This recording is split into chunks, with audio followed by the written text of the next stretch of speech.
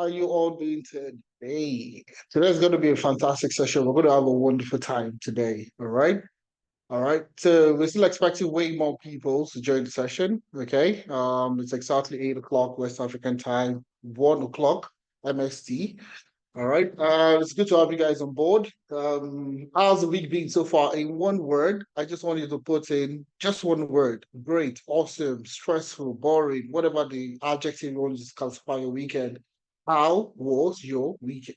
How's your weekend? How's your week been so far? I'm going to the weekend anyways, but how's your week been so far? All right. Just one word, put it in the chat. Let's see. Let's talk. Let's interact with one another. All right. So some people hectic, great, also busy, sunny, fantastic. I wish it was very sunny. Yeah, I could get some heat. Good, packed, exhausting, restful, and interesting. All of us have had a very interesting week. All right, so far. Beautiful. Okay, fantastic. I love that. And I want us to keep this energy. The way you guys are typing in the chat. I honestly, I love the way you guys are putting the messages in. We are still less than 100 people, and the numbers, the chat is already buzzing. So I want that to continue. Okay. All right. So today's session is going to be talking about, it's going to, no, we'll explain all that. We'll talk about that. But before we go into the session, okay, I also want to know where you guys are tuning in from. Okay. So I'm sure some of you are in Pluto. Okay. Some of you are where? Some of you are in Jamaica. Some of you are in Canada, US. Some of you are in Nigeria. Some of you are in Ghana, Tanzania, Kenya. Regardless of anywhere you are, I would like to know where you guys are joining from. So we have Nigeria, Pluto. Let's go. We have Lagos, we have Nigeria, we have quite a number of Nigerians on the call, South African, we have Ghanaians on the call, Nigeria for life. Let's go. All right, Ghanaians are on the call also, South Africans are on the call also. Keep it coming, guys. Keep it coming. All right. So let me see. Are there guys in the UK? Any guys in any other African country, Kenya, Tanzania? Someone, I think Damlola is in Costa Rica at the moment. I'm not sure, but yeah. Um, South Africa. Okay, let's go. We have quite a number of South Africans on the call also. Kenya. All right, Edward, it's good to have you on board. It's good to have you here. All right. Obviously, like I mentioned, we have Damlola from Botswana. All right, it's good to have you guys here. It's good to have you here. All right, awesome. Honestly speaking, I love virtual sessions. One of the reasons why I love virtual sessions is very simple because I get to interact with people literally across the world, across different continents, across the world, essentially. All right. So now another key thing I would like to know is if you're joining us for the first time. So if this is your first time attending the session from Teralytics, all right, I want you to drop a 1 in the chat. Number 1. All right, let's go. Let's see the newcomers in the house. Okay, let's see the newcomers in the house. Okay, we have a lot of newcomers in the house. So you see here, you see that Mola correctly is waving their hands at you. Okay, just we have a special seat dedicated to first comers in the house. Okay, we have the love rice and a chilled bottle of Coke. Okay, waiting for you. And so many goodies, trust me, so many goodies for the first timers. All right. So, anyways, without wasting too much time, we'll go ahead with the session for today. Okay. All right. I'm sure you guys are excited, no doubts about that. I'm excited. This is what you get from being with Analytics. We don't hold back any information. All right. We don't gatekeep information. We are always at the front burner of giving you the most value, all right, that you need in order for you to transition into your tech career or anything that you need to succeed in your desired career. That's exactly what we're going to be talking about today. Okay. So with me is my colleague, my best friend, my brother. Let's go. Adeza, how are you doing today? I'm doing great. Thanks, Femina. I'm super excited to be here as well. And I'm loving the energy. And we'll have an amazing time, like you said. And I look forward to the amazing session. All right, All right. awesome. Yeah, we'll still come back to the introduction. I just wanted to say hello to everyone. Okay. Just to confirm if we have Florence on call also. Okay, yes, Florence is on call, but I'll bring her in later.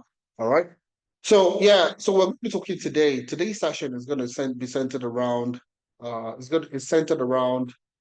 tech skills and your express entry journey into Canada. How many of us are looking to get into Canada, first of all? So if you're looking to get into Canada, if you put in the word CAD in the chat, then we'll know how to tailor the session to you, to those people, okay?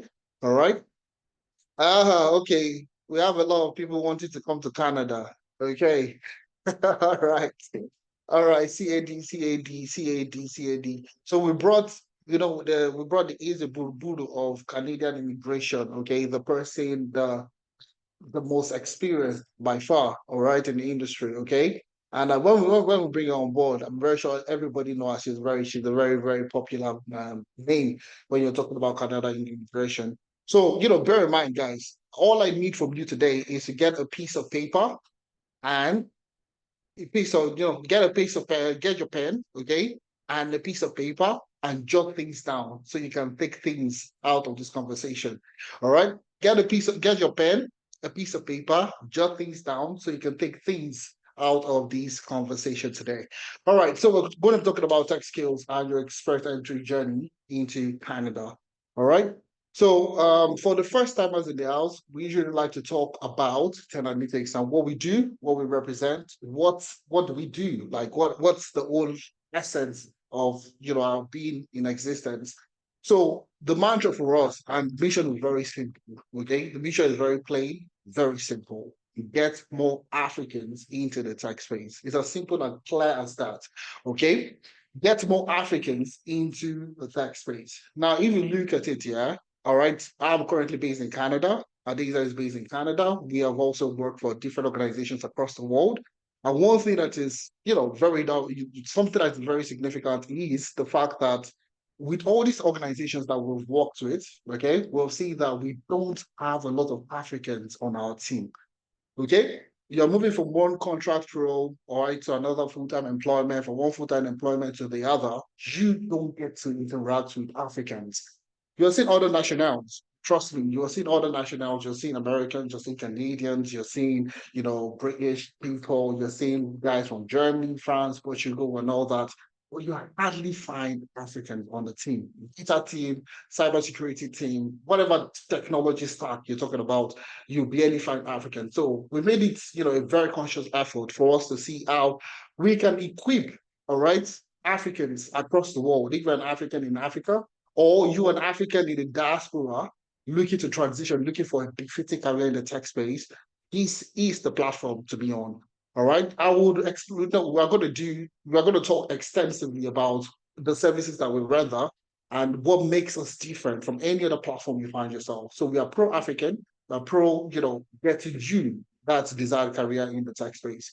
All right. So we offer a bouquet of services, okay, training programs also. The training programs that we offer: data analytics, business analysis, data engineering, data science, financial analytics, HR analytics, Scrum Master, cybersecurity, and also we're also incorporating AI engineering in the next couple of months. Okay. Now you will see the reason why we selected these training programs. They are not just randomized. They're not picked at random. There's a reason we selected this particular training program. All right. So we'll talk more extensively about that, okay? Not to take too much more time. So just for introduction purposes, all right, I'm going to be bringing in Adeza, okay? I'm going to be bringing in Adeza. I'm going to be bringing Florence. So Adeza, I'll allow you to go first. Okay, let me do my introduction. Then I'll take Adeza will go next. Then we'll bring in Florence and Sharon also for introduction. All right. So my name is Ifemena Ipro. I am the co-founder of Teralytics. I have close to a decade experience working across different roles within the data ecosystem. So I've worked as a data analyst, data scientist, data engineer, business systems analyst. I've worked across different roles, across different industries. Okay, I've implemented data analytics initiatives for top 500, Fortune 500 organizations across the world. And that's what I do. I'm also, a trainer. I train people, okay? I've trained well over 8,500 people across my career, okay? And so on and so forth. I'm not going to bore you with that introduction. But anyways, going to hand over to Adeza to do his introduction. Then we'll go into the main session. All right, thanks for that, Ifemena. My name is Adeza Suleiman. I'm a data analytics expert, the founder of Teralytics. I have close to a decade years of experience, just like a Femena. We started out as management consultants, but then we transitioned into data analytics about a decade ago. And just like a Femena, I also did not study anything related to tech. My first degree was in industrial chemistry. I've worked across 5 sectors, from financial services to automobile to educational technology, sports, and so on and so forth. Worked for some of the biggest organizations across sub-Saharan Africa, where my focus was on helping these companies to make sense of the data that they have and help them take data-driven decisions. But over the last 4 years, the focus for us, myself and Femena, has been to get in as many more people that look like us into the tech ecosystem. And we've been able to help over 2,000 people across different areas, different regions, helping them transition from the classroom to landing their very first jobs in tech. And we'll be sharing some of the things that you need to do and you must do if you want to get into a very competitive ecosystem like the tech industry, and the areas specifically that you need to focus on. And we also have experts in the house that will speak to the immigration side of things. I'm super excited to be here once more, and thanks for joining us today. So that's just a brief introduction about me. Over to you, Awesome. Efe. Yeah, awesome. It's always, yeah, interesting. Okay. So I'm going to be bringing on Sharon and Florence, okay, to do a brief introduction about themselves. Okay. We're not going to be using slides. If they have their presentations, they would definitely share their presentations. So Florence, over to you. All right. Then I'll call on Sharon also to, okay. Florence, over. Awesome. Thank you, Femena. Thank you, Adeza. Can you all hear me? Just making sure that everyone can hear me. Can you hear me? Awesome. Perfect. Perfectly, yes. Thank you so much for inviting me to your masterclass, your very popular masterclass. I'm very excited to be here and also see a little bit of what you guys are doing. Thanks for everyone that has joined. You're in the right place if you're looking to transition to tech, I should say that. Femena and Adeza are amazing at what they do. And very excited that they brought us in here to chat with you about what the options of looking to Canada would be like as a tech professional. I immigrated to Canada almost 20 years ago. I have lived in Canada for almost 20 years. I came as an international student. I'm a chartered accountant, and I've also gone on to become a licensed regulated Canadian immigration consultant, and of course, founded InfoPlace Canada, an immigration consulting firm that helps immigrants from around the world that are looking to come to Canada, or even those that are already in Canada trying to transition through all of the various immigration statuses as well. Occasionally, we work with employers as well who are looking to recruit temporary foreign workers from out of country to help them with the LMIA process to secure job offers for temporary foreign workers. So we do that on a case-by-case basis as well. I have a team of consultants, administrative support. We have a full team that all we live and breathe is getting immigrants to their expected ends with their Canadian immigration goals. And today I have with me one of our amazing consultants, Sharon Bosco. I'm going to let her tell you a little bit about herself, and then we're going to get into the conversations for today. Sharon. Yeah, hello everyone. It's nice to see so many people joining, and it's nice to meet both of you, Femena and Adeza. So yeah, my name is Sharon. I am also an immigrant. Well, I'm based in Canada, but I'm originally from the UK. So I've been in Canada almost 3 years now, and yeah, like Florence said, living and breathing immigration. Having done it myself, I feel well placed to talk to you guys about how, well, the best options to do it, you know, the different challenges you might face. And because we work in immigration all day, every day, we are really up to date with exactly what's changing, which is a huge amount at the minute. There's a lot changing at the minute, and being in tech is one of the best positions you can be in. So it's one of the areas that Canada is really targeting. So if you guys are all involved in some way in the tech industry, then you are already well positioned to begin a Canadian journey. So yeah, looking forward to giving you a bit more knowledge and information. Awesome. All right. Awesome. The session is just about to start. It feels like I've gotten so much knowledge already, and the session has not started. I won't lie to you. All right, it's good to have you on board, Sharon, and also good to have you on board, Florence. Okay, so you are the experts. Okay, so we'll hand over to you to talk more extensively about the tech career experience, and all the things that they need for Express Entry or any other opportunity for tech talent within Canada. So I would hand over to you to handle that aspect, right? Absolutely. Perfect. Thank you so much for that. Before we get started, I kind of want to get a pulse of who's in the room. So I'm going to ask a couple of questions. If you have an Express Entry profile, just type EE. If you have an active Express Entry profile right now, type EE in the chat. I want to get a feel of who we have in the room. If you don't have an Express Entry profile, but you've written IELTS, type IELTS in the chat. Okay, so Gochi, that's good. I can see that. Oh, you've been paired. That's good. You have an EE profile. Bear, that's good. Okay. Okay, so I see someone has Express Entry profile. A couple of people say it's no. Have you written, so if you have an Express Entry, if you don't have an Express Entry profile, but you have your IELTS and you have your educational credential assessment, I want you to type 2 in the comment. 2, okay. So I guess my question for you that is typing 2 is, why don't you have an Express Entry profile? We'll come to that. Okay, so that's good. Great, great. Lots of good things here. Few people that have Express Entry profiles already. I'm going to ask one more question again. If you have an Express Entry profile right now, what is your cutoff? If you don't mind just throwing it out there. Like if you're comfortable doing that, where are you currently sitting with your cutoff right now?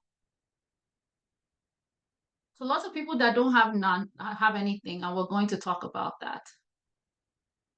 If you have an Express Entry profile, what's your score right now?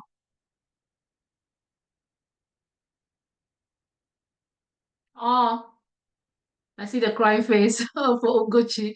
422, 339, okay. Perfect. Okay, that's good. Wanted to have a feeling of who we have in the room so then we know exactly how we're directing our conversation here today. Now, before I go dip into the conversation, how many of you in the room, I know that you're probably in this room because you're trying to transition in tech, but is there anybody in the room that already has some tech work experience on your resume or your profile? If you have one, if you have some of that, any tech experience, you want to say yes in the chat.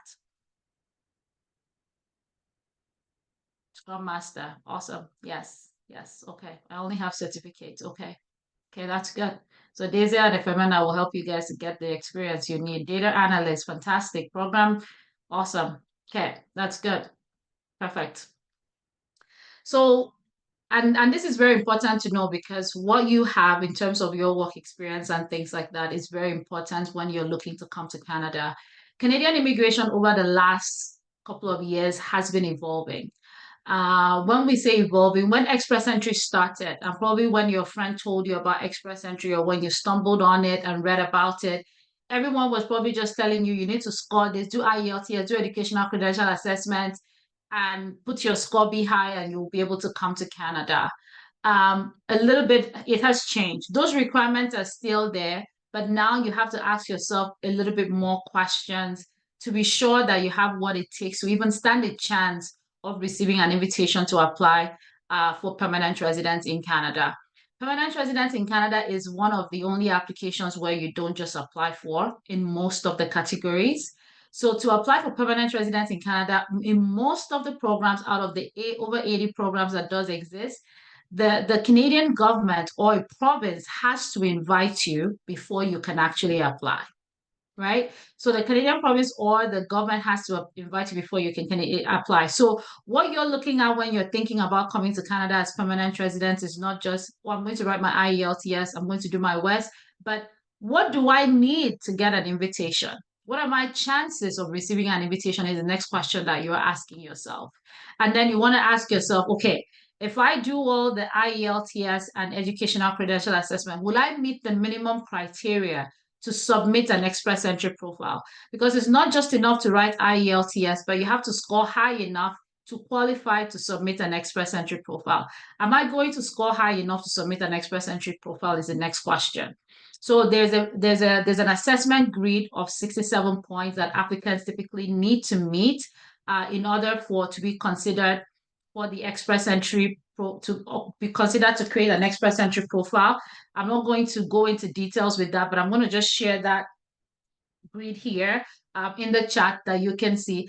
IRCC would be assessing you based on 6 factors for federal skilled worker, which most of you would qualify for being outside of Canada. So your language points, your education points, your work experience points, wage, age, and arranged employment in Canada, or any adaptability scores and things like that. For federal skilled worker, your IELTS has to be at a minimum of 7 for you to even be considered. But a lot of times, if you just aim for 7, you may not end up scoring high enough points. So what we tell our clients is aim for CLB 10. Go for the maximum language test scores so that you can increase your chances of actually receiving an invitation and things like that.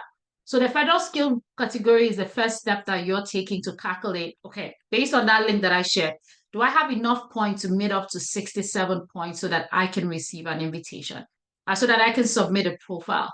Now, after you submit your profile, the next thing now is what is IRCC? What will my actual points be now that I've submitted my profile? The Express Entry system has a comprehensive ranking system that ranks candidates, is used to rank candidates in the Express Entry pool. And again, it's going to rank you on the same things that we use to assess your credential the first time to know if you are ready to submit an Express Entry profile. But again, this time points are awarded in a different format with the comprehensive ranking system. Right? So there's a full detailed breakdown of the point system, and it's detailed. I'm not going to go into all of that detail. Like some of you already touched on Express Entry, you probably know what that is. But I'm going to share again what the comprehensive ranking score calculator is, so that if you're like looking to see, okay, like for the people that already have ACA and their IELTS, and they want to submit a profile, you could use this to check what your points would be. There's also a digital calculator on the IRCC website, actually, that you could use to calculate your points for Express Entry as well. That's called the comprehensive ranking tool. With a comprehensive ranking tool, you could just put in some information there and then calculate your points. I'm going to pick one person who has their IELTS and educational credential, who is willing to do an example here for us, and we could quickly just calculate the score. And it's usually a great way to just talk about how the points play out with the Express Entry score. Who wants to be our example in the house today? Someone that has IELTS and has their educational credential assessment. If you have both, say, pick me, and I'll pick you, and then we can chat about this. And I'll share my screen. Femina and Adeza, if you could allow me. Okay, Wale, let's do this. Okay, if I can share screen, I will do this. And comprehensive ranking tool, good. Okay, let me know if you can see my screen. Yes, we can. Can you all see my screen? Okay. So whether you're going to be answering questions, we can come on mic so that we can chat here and go through this comprehensive ranking tool, because it would be the best way for everyone to see how the Express Entry system works. We're going to assume here first that you already meet the 67 points that we talked about first. I'm going to be able to tell if you don't as we're going through the questions. But we're going to assume that first and then try to calculate this Express Entry score, because this is what determines if you're going to be able to receive an invitation from IRCC. Okay, are you on, Wale? Yes, Can you hear me? Hello, I can hear you. Oh, perfect. So Wale, are you married? Yes. You're married? Okay, awesome. Yeah. And is your spouse or common law partner a Canadian citizen or a permanent resident of Canada? No. Okay. And are they will your spouse or common law partner come with you to Canada? Yes. Okay. How old are you? 35. 35? Yeah. Okay. And what is your level of education? Again, your highest level of education that you verified, that you MBA. Sorry? MBA. Awesome. Yeah, you have an MBA. That's fantastic. And have you earned any of your, I don't think you have, because I didn't see anyone that said they were in Canada, but just in case, have you earned a Canadian degree or diploma or certificate? No. Okay. All right. Official language scores. Let's talk about your language score. Do you have a language test score that is less than 2 years old? Yes. So it's not more than 2 years. Can you hear me? Yes, it's no more than 3. Okay, good. Awesome. And it's which one did you do? IELTS, self-pip, PTA. These are all the, as you guys are looking through, these are all the types of language tests that qualify for Express Entry if you're looking to determine which one. And I can see that a lot of people are in Nigeria, so it's going to be either IELTS. I think there's self-pip in Nigeria now. Yes. But IELTS is one of the most popular ones. Okay, well, what did you get for speaking? 7. Sorry? 7. 7. Awesome. Yes. Listening? Listening 6.5. 6.5. Okay. Reading? 7.5. 7.5. Writing? 6.5. 6.5. Awesome. So right there, you are above the minimum that is typically required for federal skilled worker.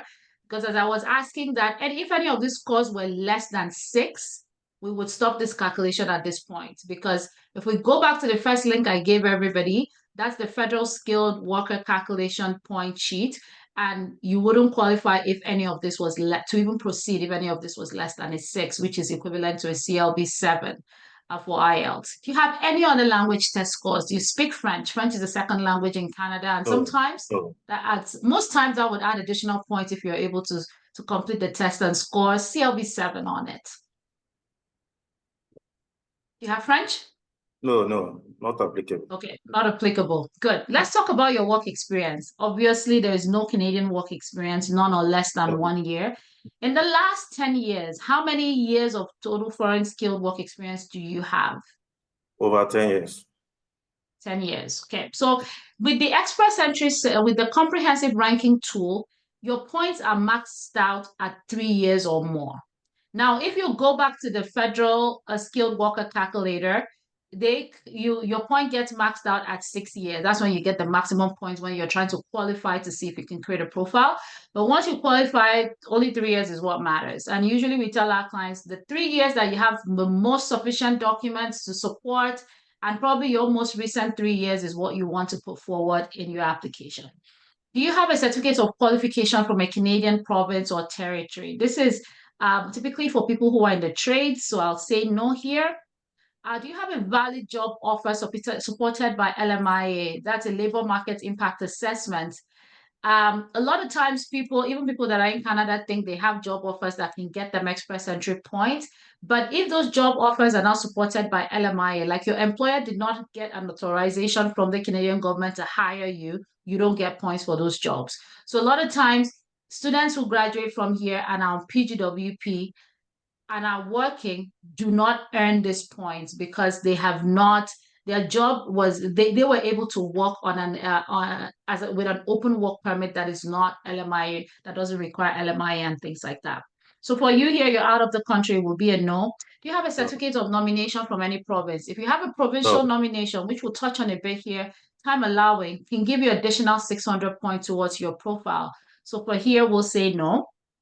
And then, do you or your spouse or common law partner have at least one brother or sister living in Canada who is a permanent resident? No. Permanent resident or Canadian citizen? Okay, no. No. And what's the highest level of education for your spouse? And I will only put your spouse credential here if your spouse has actually completed their educational credential assessment as well. Have they completed their ECA? No, but she's currently studying at Canada. She's currently studying in Canada. Okay, so she's not done any ECA or anything like that? No. Okay, so I'm going to say no here because she's not completed, because the points would not count unless she has completed the educational credential assessment. So I hope we're understanding all of this as we see it go through. And I'm going to show you how that impacts your own profile as well for her not completing her scores here. So she's currently in Canada. You said she's studying. She's not going to have work experience yet in Canada for up to 1 year. So we'll put that none. Have they taken the language test? Did she complete the language test? Yes, but the scores, there is one that is 5.5. Okay, Reading. that's fine. For a spouse, it's let's see what like if you do have the scores available. The primary applicant is the one Yes. that needs to be at that 7 or more. But yeah, let's see what she has. What did she get for speaking? 7. 7. Yes. Listening? Listening 6.5. 6.5. Reading? 5.5. 5.5. Okay. Writing? 6.5. 6.5. Okay, perfect. Okay. Did we ask? I think I skipped a question here. In the last 10 years, there's a question that I think I skipped. Let's go back. You had 3 years or more Canadian experience. Good. We talked about that. Perfect. Okay. Now this is the score. So we've calculated your score here, and this is the breakdown. So age, because of your age, one thing with the express entry system, the moment you turn 30, you start losing 5 points every year. When you turn 40 and you're going to 41, it drops by almost 10 points. So you have very limited, the maximum point you can get for age is 110. So for you, Wale, now you've already lost like, how many points is that? You've already lost like 40 points, right? So right here, you're sitting at 70 points. Level of education with your master's is 126 points. And of course, this again would be different if it was just a single applicant, because this could be like 135 for a single applicant. But when you have a spouse on the application, a portion of your education and language scores gets allocated to your spouse as well to balance up the total. So official language is 96 there for you. And then, of course, you have your spouse here, 0. So there's point that your spouse could bring. If your spouse even has just a bachelor's degree, they could add additional 8 points to your profile. So if you have spouses here that are thinking about, and you're thinking about coming to Canada, you want them to assess their profile because it could be beneficial overall. They don't have to have a master's to assess, even if it's their bachelor's or a diploma. Anything is better than losing any points there. Official language is 12. So it's not like with the primary applicants where you have to meet the minimum criteria. The spouse points can come into play, even if it's lower than the 7 here. So there is giving you 12 points. Then there's this skill transferability section, which is a combination of your education and your language scores. Now, Wale, you have excellent education because you have up to an MBA. You could score up to 50 in this section, but because your language test scores here that you've given me are not all at CLB level 9 and above, you have lost 25 points in this section. If you were to retake IELTS and score CLB 9 and above for your language test scores, you would get additional 25 points here. The same thing is impacting you again, even in the foreign experience section. If you have CLB 9 and above plus 3 years of work experience, you get 50 points here. So in this section alone, you've lost 50 points that you could potentially have gained right there. Wow. So if we say 50 plus the 8 points for your spouse, just hold on to that number, almost about 60 points, and we'll see how that could make a difference to your total scores. And of course, if you're getting higher language scores, this goes up as well, right? Okay. So let's go down. There's no other thing, and you're sitting at 354. So if 354 plus just the additional 60 we just talked about, without even adding what your scores would be for language, puts you way over 40, right? And again, those are things within your control that you can do to boost your scores and boost your position there with the express entry system. Now, I just wanted to use this to walk everyone through exactly what is typically required for the express entry system for you to even walk to get to receiving what you need to do to receive that IT and things like that. If we updated your scores here to say you're at CLB 9 on all of this, no, this is your spouse. Let's even put your spouse to, like, your spouse gets CLB 9. And then I'm going to update yours as well to show that you are at CLB 9. That CLB 10, like the maximum that you could potentially get. Let's not even aim for CLB 9. Let's just say aim for CLB 10. What is the maximum score that you can be at right now being outside of Canada? You could score as high as 444. All right. Now, the next thing that I'm going to get into talking about here with the 444 points that you can score, what can this do for you? Well, if you were able to get this, and we've not even added I've not even added your wife's education, like her reassessing her education, because that would go up as well to like 452 and things like that. But let's take a look, and the reason why we're here is how can tech help you to get into Canada? Can you guys still see my screen? Yes, we Can can you see. see my screen now where I'm talking about express entry rounds of invitation. Can you see my screen? Okay, perfect. And I'm looking at some tech occupations here. But before we go there, what I'm going to do is let's look at the draws. So we've seen Wale scores at 444 if he maximizes all of his points, right? Now, what we need to do is look at what the express entry draws have been, okay? Because it's very important when you're looking to come to Canada to really understand what the draws have been and what has been happening, because what the draws have been and what has been happening is going to be a determination of how much what your chances actually looks like. And when our consultants are working with clients and advising them on what strategy they should take and what they should be looking at, we are assessing each person based on their own unique profile to see where they need to be in order to get to Canada and things like that. So when you look at it, of course, tech is under the STEM occupation. There was a STEM draw this week and the cutoff was 491. So with your score at 451 and things like that, you can see that that's high, right? And what you're looking at is you need to score higher. Tech draws are typically sections that are high.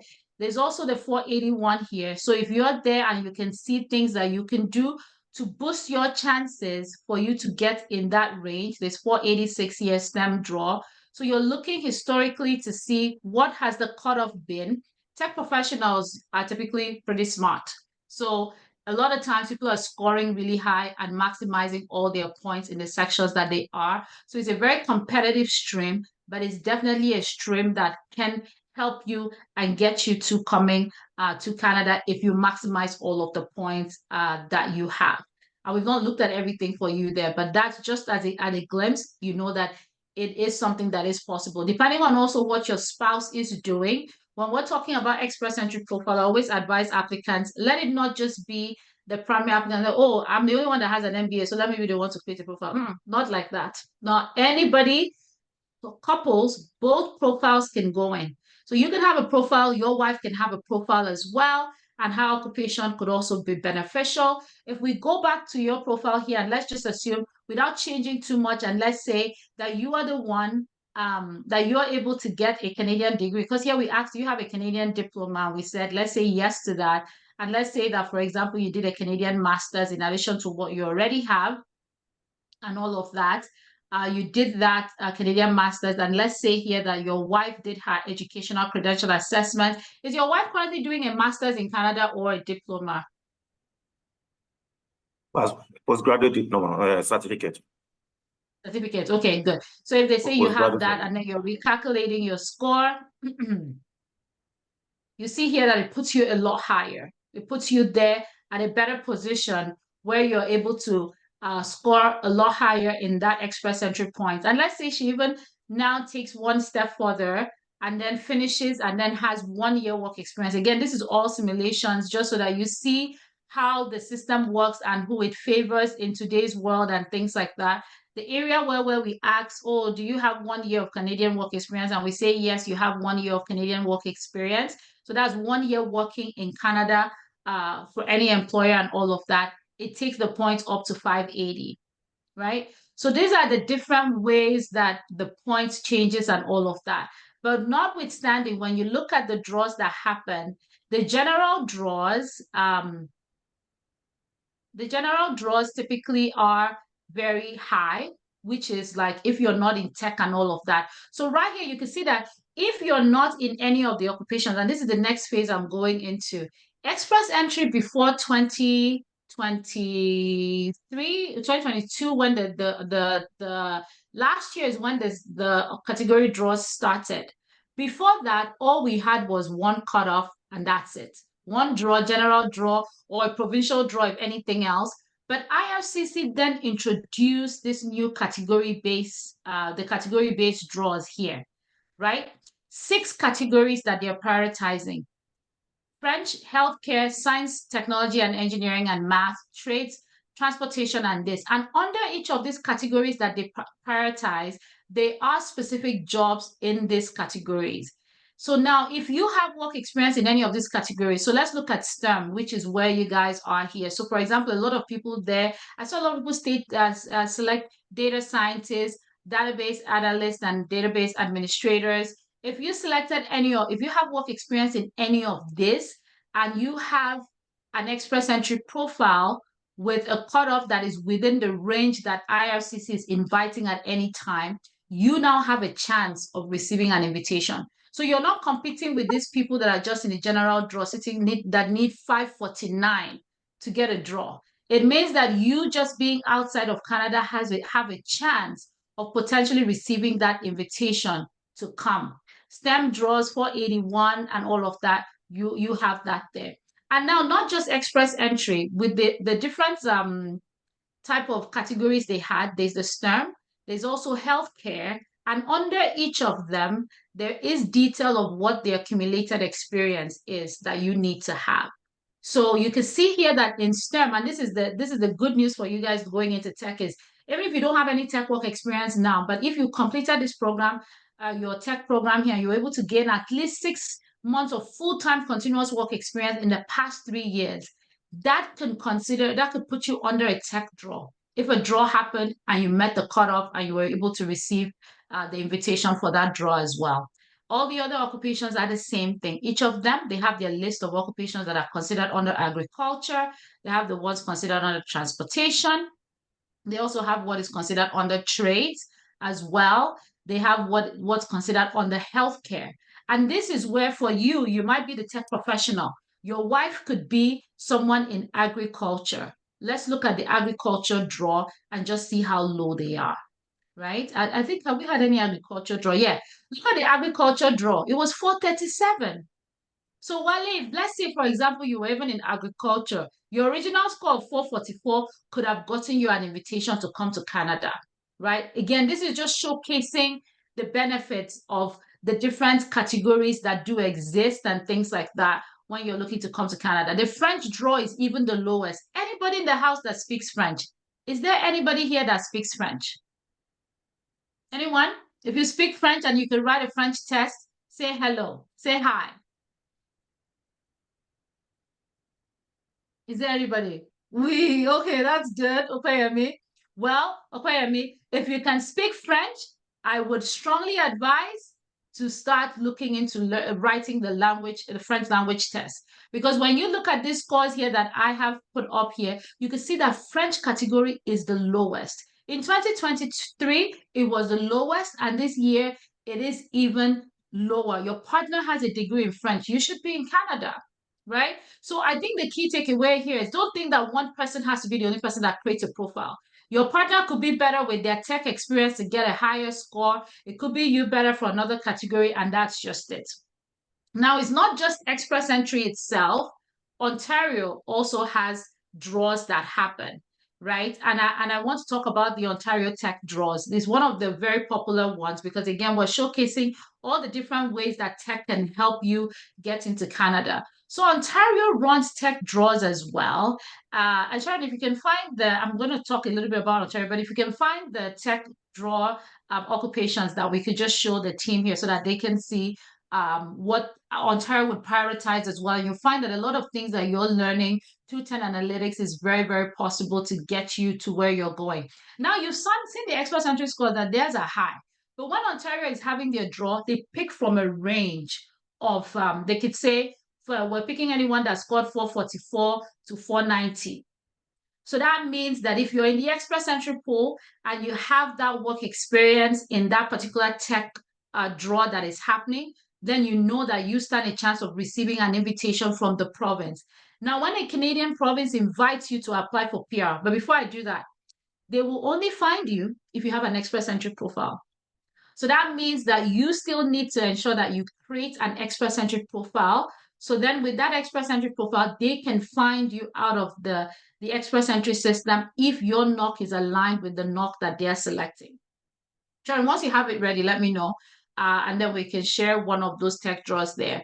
So if you have one of those draws, if you're in one of the occupations with Ontario, you would receive an invitation to apply. And with that invitation, you apply then through very similar criteria like we just went through, age, this and that. Thank you very much, Sharon, for sharing that list. So that's the list that Ontario is prioritizing for tech draws.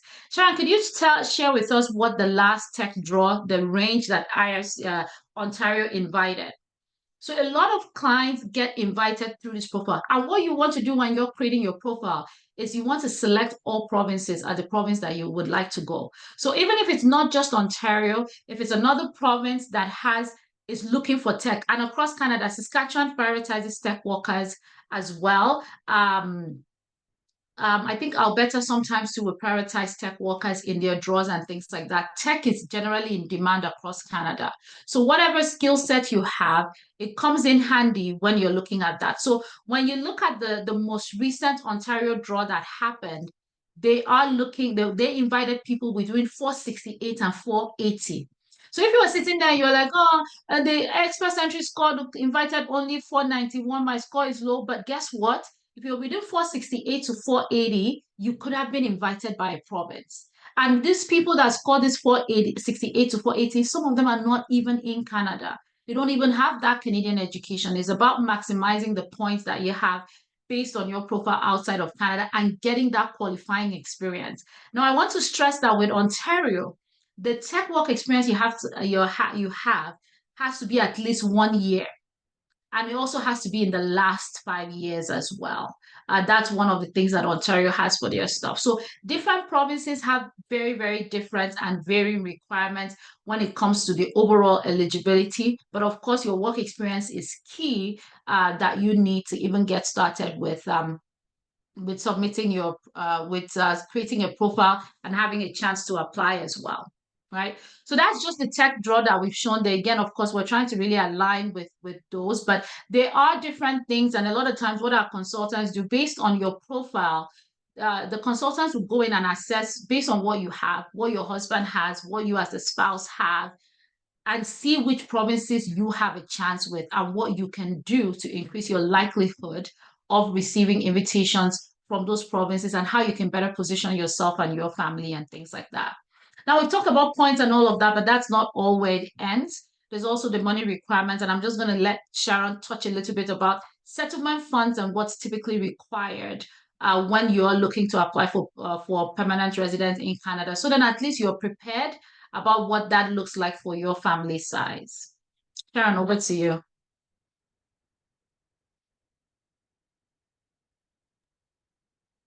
Yeah, thanks, Florence. I know there is a lot of information there because Canadian immigration it's really complicated. And actually, I've just seen somebody's just a message just now. What about going to Canada from the UK, please? That's exactly what I did. And I came through express entry, exactly like Florence has just been talking about. I had to do an English test. I had to get my education credentials assessed. I had to do all of those things. I had to meet the points requirements. I had to wait for an express entry draw. So it doesn't matter where you're coming from. It doesn't matter if English is your first language. You still have to take an English test. And one of the things I just want to touch on then is French. And I know hardly any of you said you had French, but I just as an example, I consulted with somebody recently who'd never done any French in her life, but realized that the scores were very, very high to get into Canada at the minute. It's really hard. It's really changed. The scores are so high and they've been so high for a long time. Finding more strategic ways of doing it. It's no longer just a case of saying, oh, I'll just do my education credential. I'll do a language test and I'll just get my points. That's really hard now, especially if you've got no Canadian experience. Now, the person that I consulted with recently, never done any French in her life and thought, right, this is going to be a good way of doing it. So just learned French, spent 6 months doing online classes, learned French to a kind of intermediate level. Suddenly her points skyrocketed. And the thing you should also be aware of is if you have intermediate level of French, a Canadian employer can hire you without any permission from the Canadian government to hire a foreign worker. They can hire you as if you already had a work permit in Canada. They can offer you a job purely based on the fact that you have an intermediate, not even intermediate, like a low intermediate level of French. You don't need to get a job working in French. You don't need to have anything to do with French. It's simply a way of getting French speakers into the country. So if you have an internet, you can absolutely learn French from scratch. Do it online. Get an online tutor. Do it a couple of evenings a week. Learn basic French. And your points will go through the roof. And you'll be able to get a job offer. It's a really, really good way of getting yourself an invitation to apply or getting yourself a job offer. And if you've got a job offer, then your options become wide open, because then you're gaining Canadian work experience, then you're gaining, you have much better access to job offers within the country. So that was just something quick to mention about French. I will share my screen here just because Florence wanted me to talk about proof of funds. So yes, you've done your language test, you've done your credential. I will recommend an online French website. I will do that in a second. And yeah, you need to have that. You need to show that the money, you need to show the money you have available is sufficient to cover you and any family members as well. So I'll just share my screen here quickly for you, because you'll be able to see exactly what you'll need. So you have the amount of money you need. They change all the time. So they generally change in April each year. So they're perhaps set to change again. How much money you'll need to settle in Canada, it depends on your family size and how much money you'll need. So you are the main applicant. You are the one person. If it's you and a spouse, it'll be 2 people. If it's you and a spouse and 2 children, it'll be 4 people. And this is how much money you're going to need. Funds required in Canadian dollars. So one person applying alone for permanent residence is going to need $13,757. And that has to be in an account, ready, available to be liquidated or, taken out that exact day. It can't be in investment funds or tied up in property. It has to be ready to spend. And the other thing to be very aware of is currency fluctuations, especially if you are in Nigeria at the moment. I'm aware that Naira versus dollar is not enormously stable right now. So if you say, yep, I've got enough money, I've got $14,000 to cover me, be aware that 6 months later, when your application is still being processed, it might not be worth $13,757 anymore. It might be worth $10,000.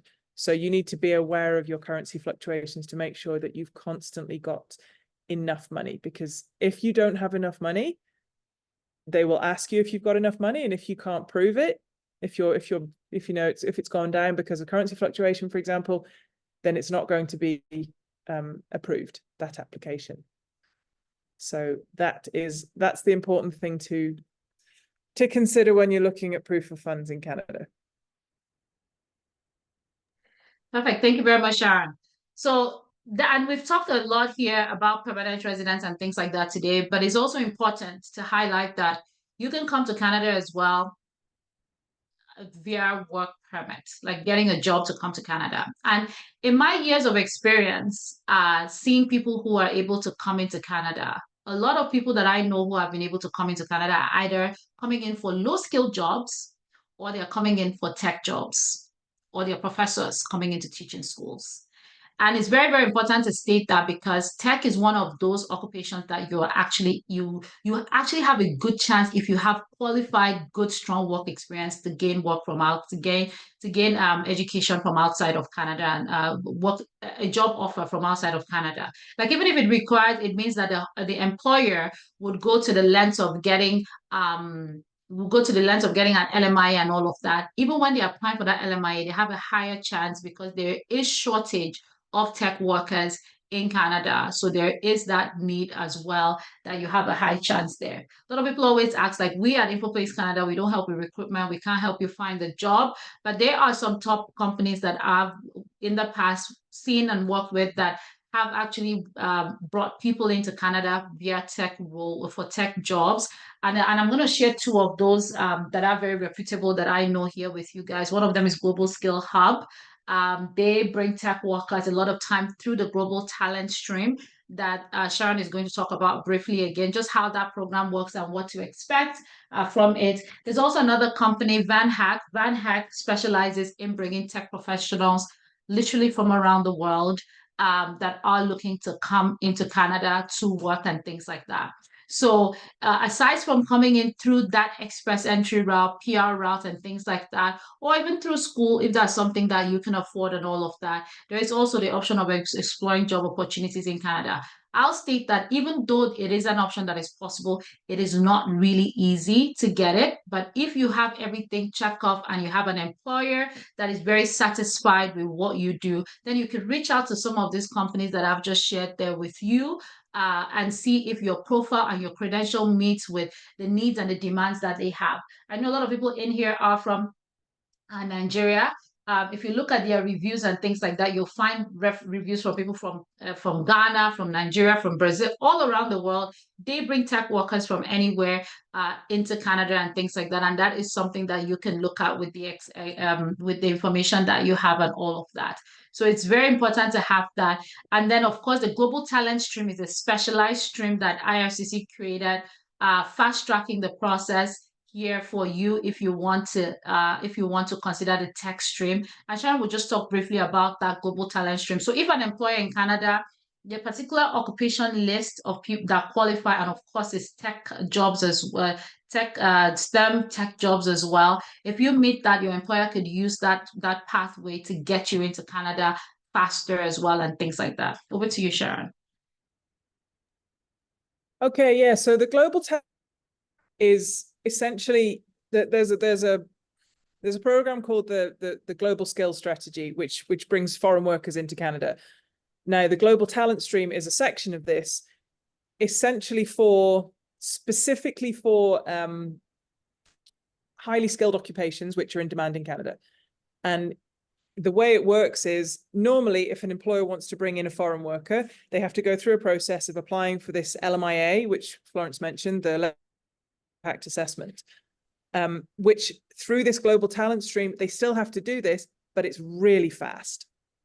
So basically a tech company in Canada is looking for a software engineer, a data analyst, whatever it may be, something specifically, a specific highly skilled occupation. They want to grow their company. They need these specific workers in these highly skilled occupations. For this permission from the Canadian government in order to bring you in as the highly skilled worker. But through this global skills strategy, they can do it really, really fast. Now, it helps companies grow by ensuring that they have access to these foreign workers. So it's a specific program put in by the Canadian government to try and fill labor shortages. Now, it's specific targeted occupations, and there are a lot of targeted occupations. I'll let me find the list that I got up so I can show you the targeted occupations, because essentially you as the employee or as the worker, you can't apply for this. It's something that the employer has to apply for. But if you apply for this, if your employer applies for this for you because of a job that you've applied for, they could get approved in 2 weeks. Yeah. So normally an LMIA takes several months. Normally an LMIA will take anything up to 4, 5, maybe longer months. But if your employer wants to employ you as a tech worker, then they'll be able to apply for this and be approved within 2 weeks. After they get their approval, you can apply for a work permit. So it's a two-step thing. They apply for the LMIA for you. And then once they've done that, you can apply for the work permit and come to Canada from there. So the best thing, like I said right at the very beginning, the best thing is that if you guys have got experience in tech positions right now, then you're in a great position, because it's what Canada is looking for. And I saw a few people had written in the chat, how hard is it to get a job? How do I get a job from outside of Canada? And that is simply a case of applying for them. But the difference being, if you have experience in a tech position, you are already better footing than most people, because you're in an occupation which Canada is looking for. So, and tech positions are really highly skilled, and they need specific skills. You know, it's not like advertising for somebody to come and work in office administration, which anyone can go and do. This is specific skills. Not anybody can go and be a tech worker, a data analyst, a cloud analyst. People can't do those things. So it's specific required skills. So if you find an employer in Canada advertising for, something to do with tech, you apply for it, they could get you a work permit so much faster than if you were applying for a position outside of tech. And there are a lot of tech positions that are targeted. Let me show you here. If I share my screen, you should be able to see my screen now. So this stream that I was talking about, right at the top.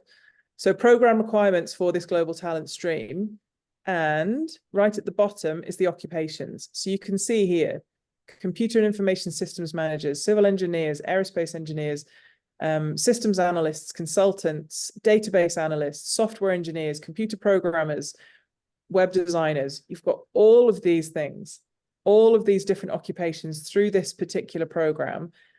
So if you look at particular jobs in Canada, apply for these positions in Canada, this I'll put this link in as well into the chat.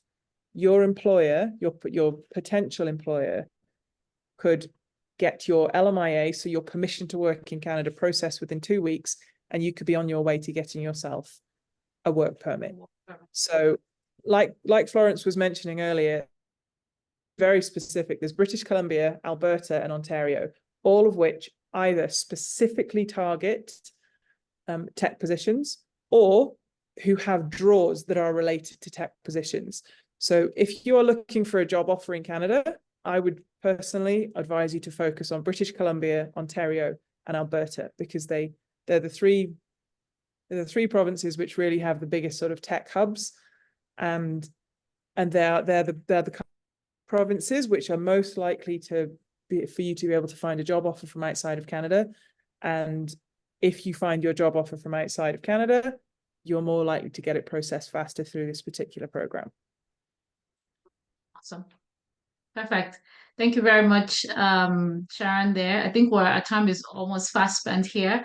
But again, just wrapping up, lots of information. And with anything with immigration and things like that, there's always a lot. And most of the time you get more success, of course, with more tailored advice that is based on your own unique profile and details and things like that. So if you are interested, you've started the process, you're not really sure how this is going to work, you want to create that Express Entry profile, you can definitely schedule a consultation with one of our consultants on our website that you can book a time to speak with someone who can look at your profile in detail. The assessment I did there with Wale can be done for you, your spouse, more detailed. You can look at the options, very specific into the areas of your work experience and things like that.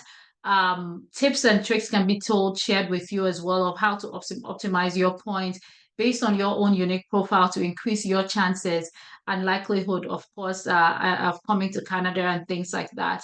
So overall, it is a journey, but tech is something that is being prioritized in Canada. And I think if you're able to get experience in that, you are one step closer to achieving that goal. And then the next thing is just optimizing all of the other areas that you have to your application and things like that. So we'll share the link there. I think Florence is here. William, if you could share the link to the consultation page there. Feel free to schedule a call, and we will be more than happy to have those one-on-one sessions and walk with you through the requirements. And of course, it's not just study PR that we do. If it looks like we've had people, a lot of my clients that end up becoming permanent residents, we started out with them with an initial consult, and it looked like, if you could do some additional education, it might be good for you. But right now, even things have changed in Canada that if you choose to come to study, you have to be very strategic about the location that you're going to. Because if that assessment is done and you're saying that no matter what is happening, your points are not adding up and you might need a provincial program, then that's also when the consultants can look at your profile and look at the province that would benefit you the most and redirect you to those types of places and provinces. So there's a lot that comes into being able to achieve that goal of actually relocating and coming to Canada. So I'm not going to take any more of you guys' time because we need to get into something that is very important, which is the tech thing, information that Adeza and Femena have for you guys. But do let us know if you have any questions. Over to you guys, Femena and Adeza. Thank you very much for the time. Yes, absolutely. I'm pretty sure everybody has gotten a ton of, takeaways from the session today. If you guys had a wonderful time, I want you guys to drop a 1 in the chat, just the number 1 in the chat, okay? I would like to see the people that enjoyed, that had a wonderful time today. Fantastic. You see the ones running in. All right. Thank you very much. I had a great time. I'm in Canada, but it feels like I want to enter into the pool again. Well, that's how interesting the session was, you understand. So yeah, very interesting, very exciting, and a lot of people are looking to get it started. Okay, get it. I think you've shared all the information that you needed to share. Also, a lot of information is still going to be on our YouTube page. So if anybody wants to book that consultation, and we also have our own participants that would like to reach out. Definitely, those information will be provided to them for them to reach out to you for any form of consultation and all that. All right. So I think the other part for the next maybe, I don't know, maybe 10, 15 minutes, we'll take for question and answer. So you can, then we'll take over from there. All right, just about 10 minutes, so we don't take too much of the time. Okay. So if you have any question, okay, just use your raise hand icon, choose the raise hand icon, okay, on Zoom, and we'll just take just about maximum maybe 4, 5 questions ridiculously. All right, so we don't keep Florence on the call for too long. All right, but anyways, like she said, you have the link to the consultation. It's going to be up on YouTube also. And if you have any questions, you can reach out to us. We'll direct you directly to her. Okay. So we have just 3 questions actually, so it's not too bad. Okay. Let me just ask Sadia. Okay. Do you want to go ahead to your question? I'm asking you to unmute, so you can just ask your question. Hi, good evening. Yes, so Sadia, where are you joining from, first of all? From Nigeria. Nigeria. Okay, go ahead, please. Yes, so regarding the profiling and all of that, for example, my husband has a degree in French. He speaks French very well. So, and I am into the tech. So how do we go about it? Should he fill his profile and then add me as a spouse, or do we both do it and then add each other as spouses too? Sharon, I'll leave that to you. You can take that one. So have you done anything so far in terms of, have you entered the Express Entry pool? Have you done any credential assessments or language assessments or anything like that? Okay, let me ask her to unmute. Okay, so she went. So Sadia, just yes, sorry, I'll turn to him with you. I haven't done anything so far. We don't have a profile at all. Okay, so I would recommend. I've written IELTS, but quite a long time, more than 2 years ago. Okay, so you would have to do that again. What I would recommend to both of you would be to create your own individual Express Entry profiles. So you, as a tech worker, because you just never know what's going to happen with draws, you create your own with your husband as your dependent, and he creates his own with you as his dependent. And with regards to French draws, I know that Florence was talking about different draws and what the different points totals were. Just out of interest, I don't know what you could do a full assessment of what your points would be, what your husband's points would be.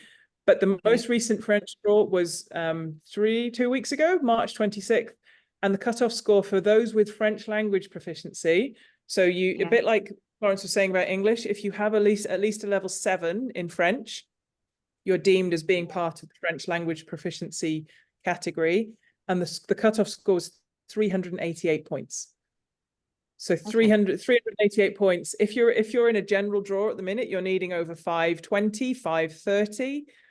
If you're in the technology draws, you're probably looking at needing about 480, 490. But if you have French language proficiency, you need less than 400 points. So if your husband has got, if he could do an English language test as well as a French language test, then it just, your points will go through the roof, because the French language combined with English language, so that you've got the bilingual proficiency, is fantastic. So I would suggest that you go look at that link that Florence sent, look at how many points you would do, just like the example that she did. Put your husband as the primary applicant, put you as the primary applicant, do 2 separate ones, see what your points would be. If your husband's is going to be over 300 and over 400 points, I would create an express entry profile immediately.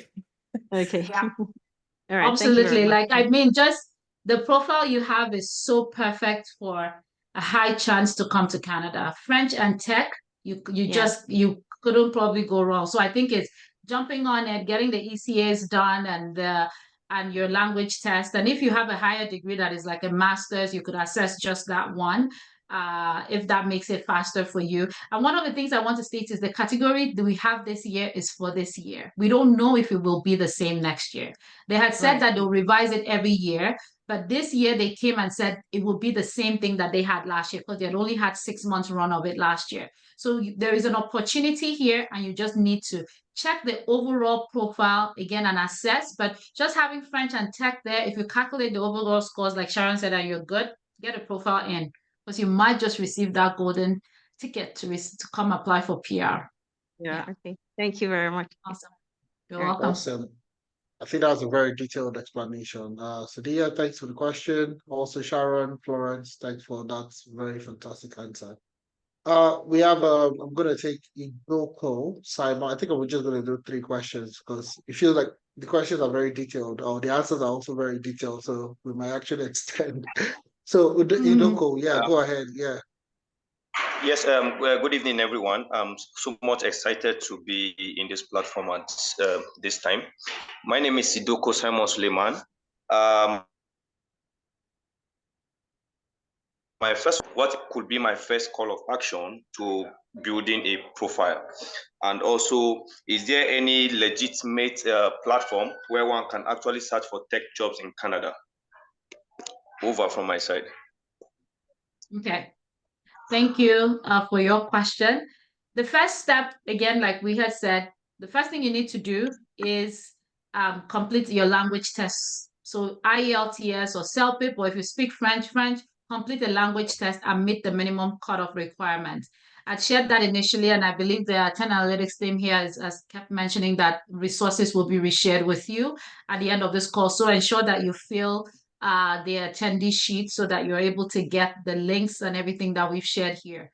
So you need to get your IELT done. If you have foreign education that is not Canadian and it's your highest education that is foreign, you need to complete educational credential assessment.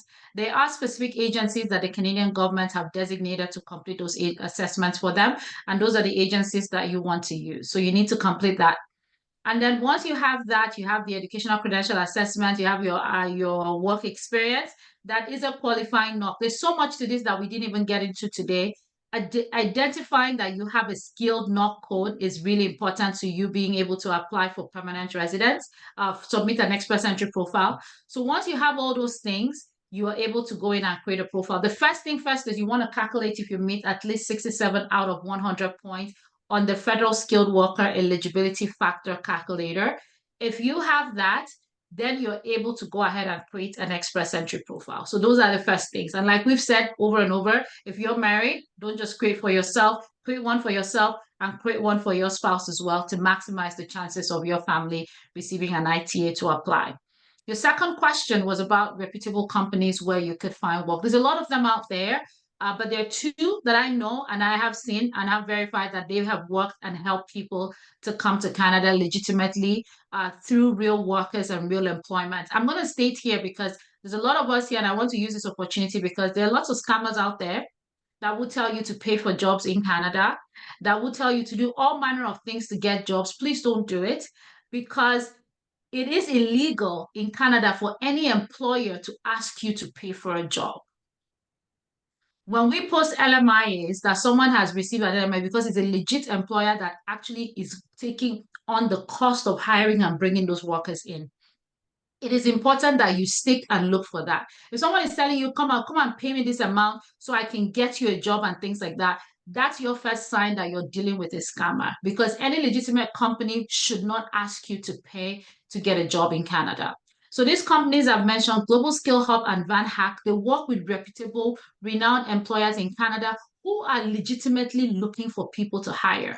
You don't need to go pay them for jobs. Now, they may not have a job to fit everybody, but at least I've shared the link there with you guys here, and you can contact those companies. You can reach out with the skills level and the experience that you have, and begin a conversation with them to see if they can line you up with opportunities that do exist in Canada.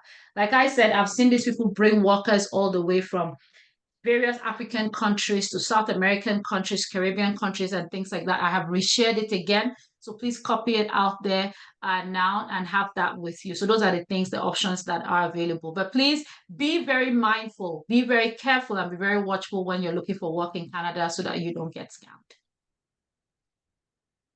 So thank you very much for that, Florence. Thank you so much for that also. For the question, Idoko, okay? So I think, with time being spent, okay, I think we've had a wonderful time so far discussing, extra century and all that.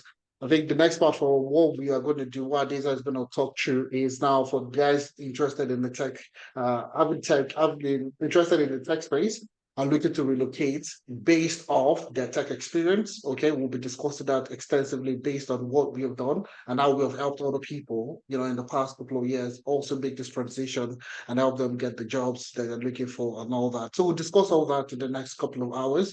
But Sharon and Florence, okay, thank you so much, for taking out the time to attend the session, to also take some questions. Please, guys, we can't take all the questions. I know you guys have a lot of questions, no doubt, but that's the reason why they have the link there for you to book a session, to have a conversation with them. Okay, their time is very expensive, I can tell. I we've kept them for the past hour, 15 minutes now, thereabouts. Okay, so that's a very expensive time. Florence these are all very busy professionals. So thank you very much for Florence. Thank you very much for Sharon. Even when it's reaching out from Teralytics, I'm sure you'll get the best from from the time. Absolutely. Also. Absolutely. Yeah. So thank you very much. I wanted to give one last word here before we hop off. Sharon, do you want to say any last thing before I do here? I was just going to say thank you for having us. I hope we've given you some useful information. Yeah.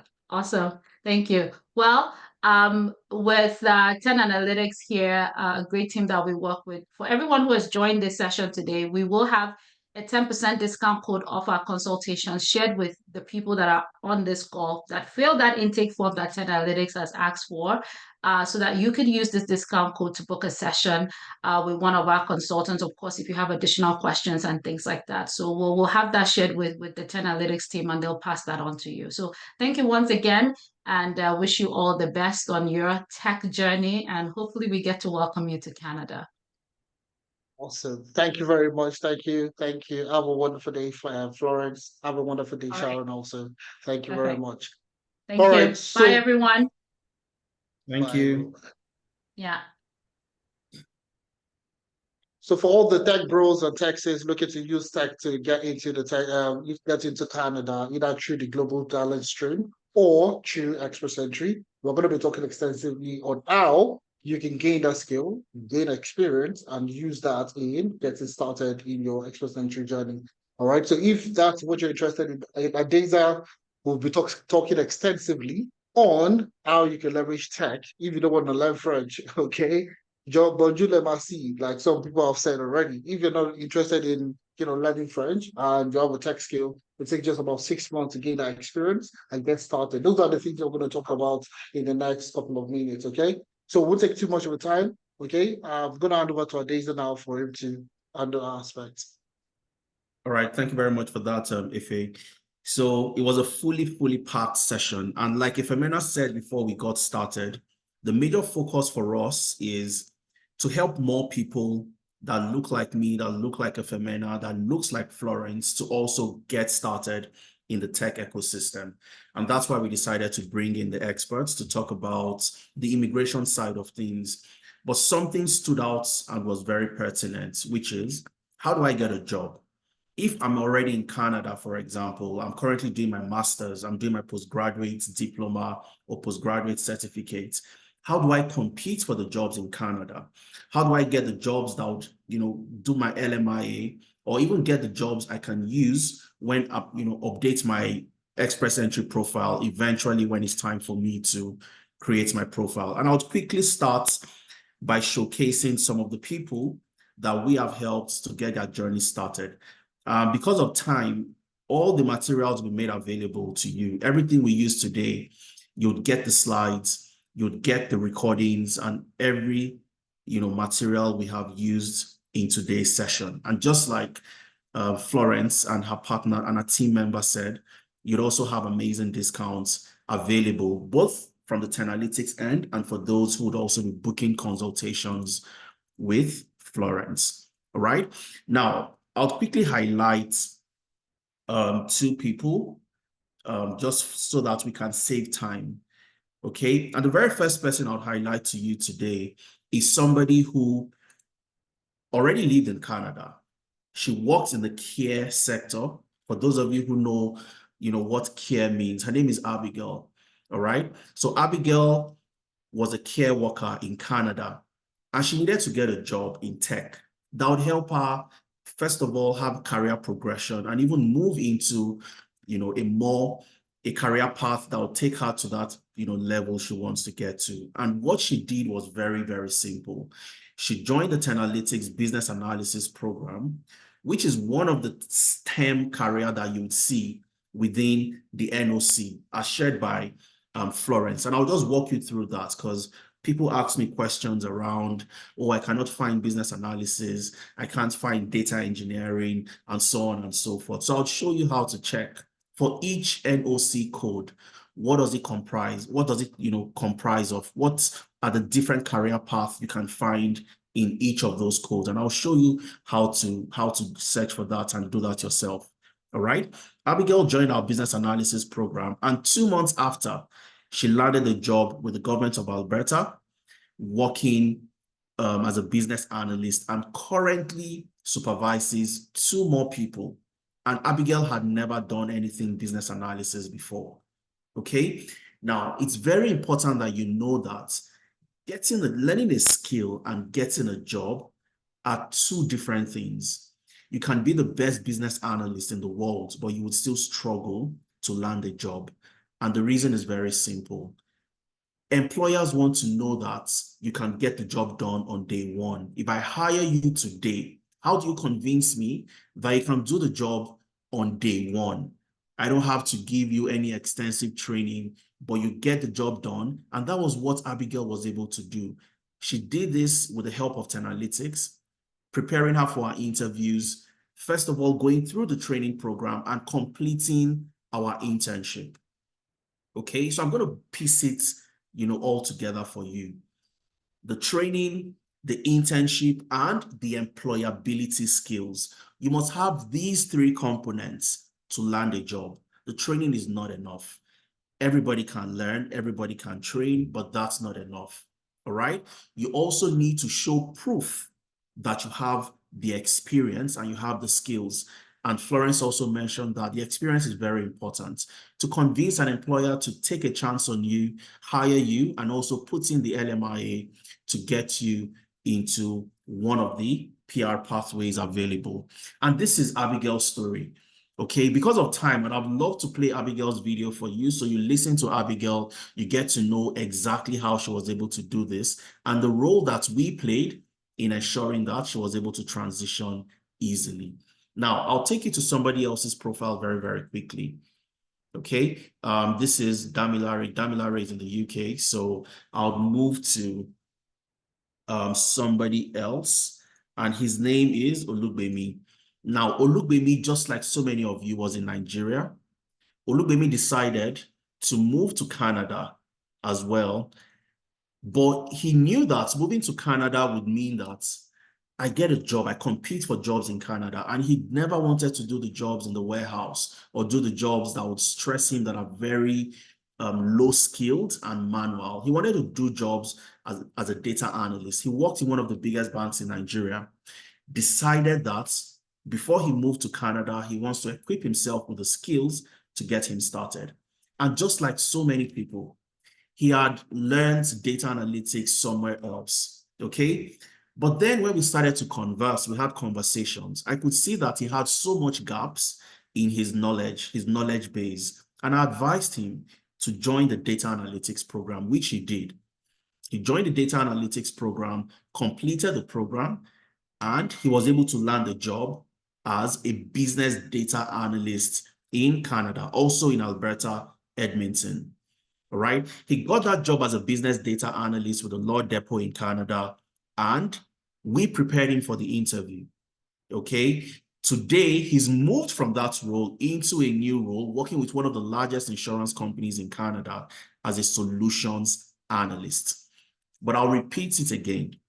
What enabled these people get the job is far beyond just the technical skill, which is where so many people focus their attention on. You focus attention on the technical skill, but that would not help you get the job.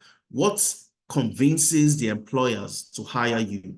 You need to show proof of your skills and proof of your experience. So I'm just going to play Olugbemi's video. It's a very short video of about 2.5 minutes thereabouts.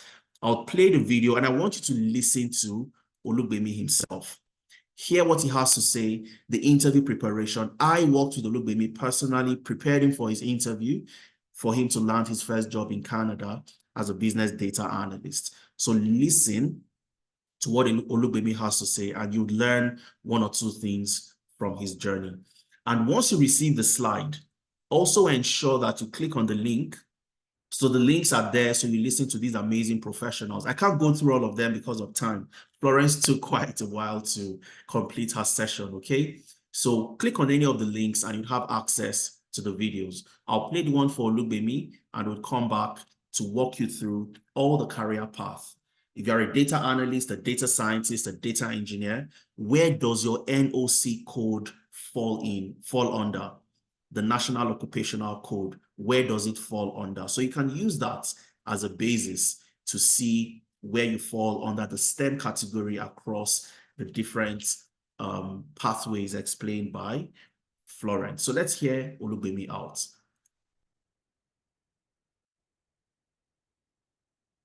Let me show you how we do stuff around. All right, so I'm just going to skip the ads and then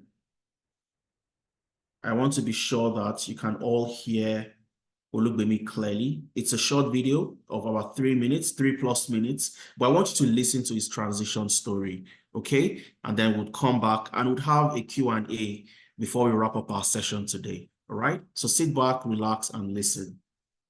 Hi, everyone. So my background, I studied chemistry up to master's degree level. Then you know Nigeria now. I found myself in the bank. So I did banking for about 4 years. And when I got my PPR in March, I knew I don't want to do marketing again when I come to Canada. Tired of targets. I want to switch to something new. So before then, I had been taking some Udemy courses on data analysis. And I remember when I met Adiza, I told him, I know this data analysis. I just need something like an internship. And it was like, okay, just go through this course. It's going to help you own your skills. I still remember the exact words he used. So I joined the team. And then I actually discovered I don't know much.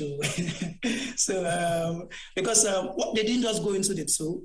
They started with problem solving, which is actually very, very key.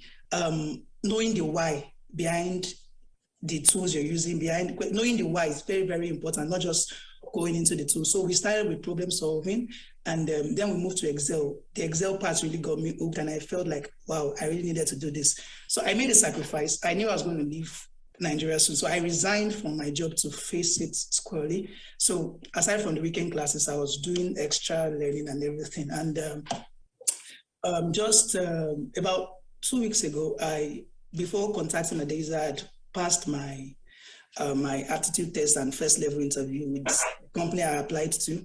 So when they contacted me that I had been shortlisted for the technical interview, I quickly sent Adiza a message that, oh God, it don't happen though.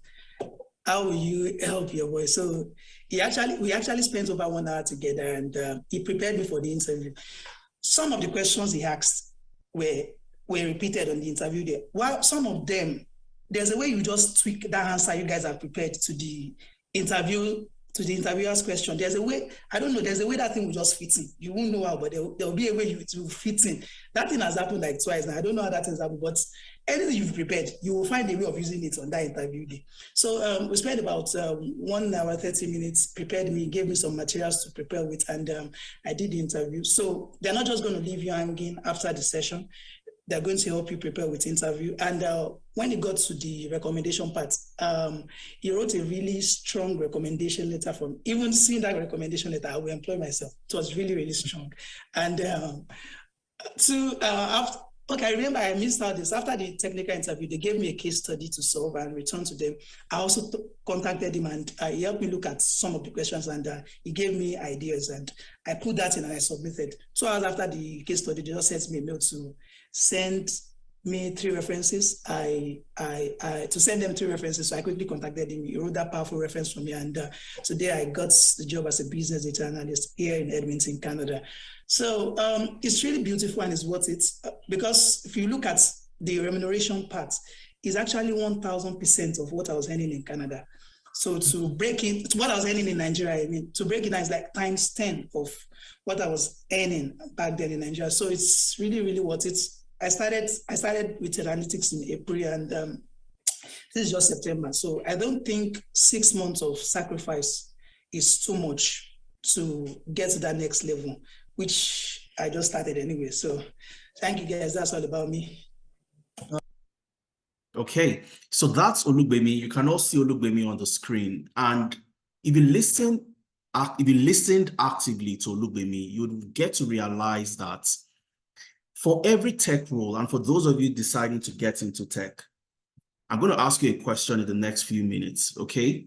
But one thing you'd hear from Olugbemi was he had the first level interview, all right? He had the technical interview, and then he had a case study he had to work on.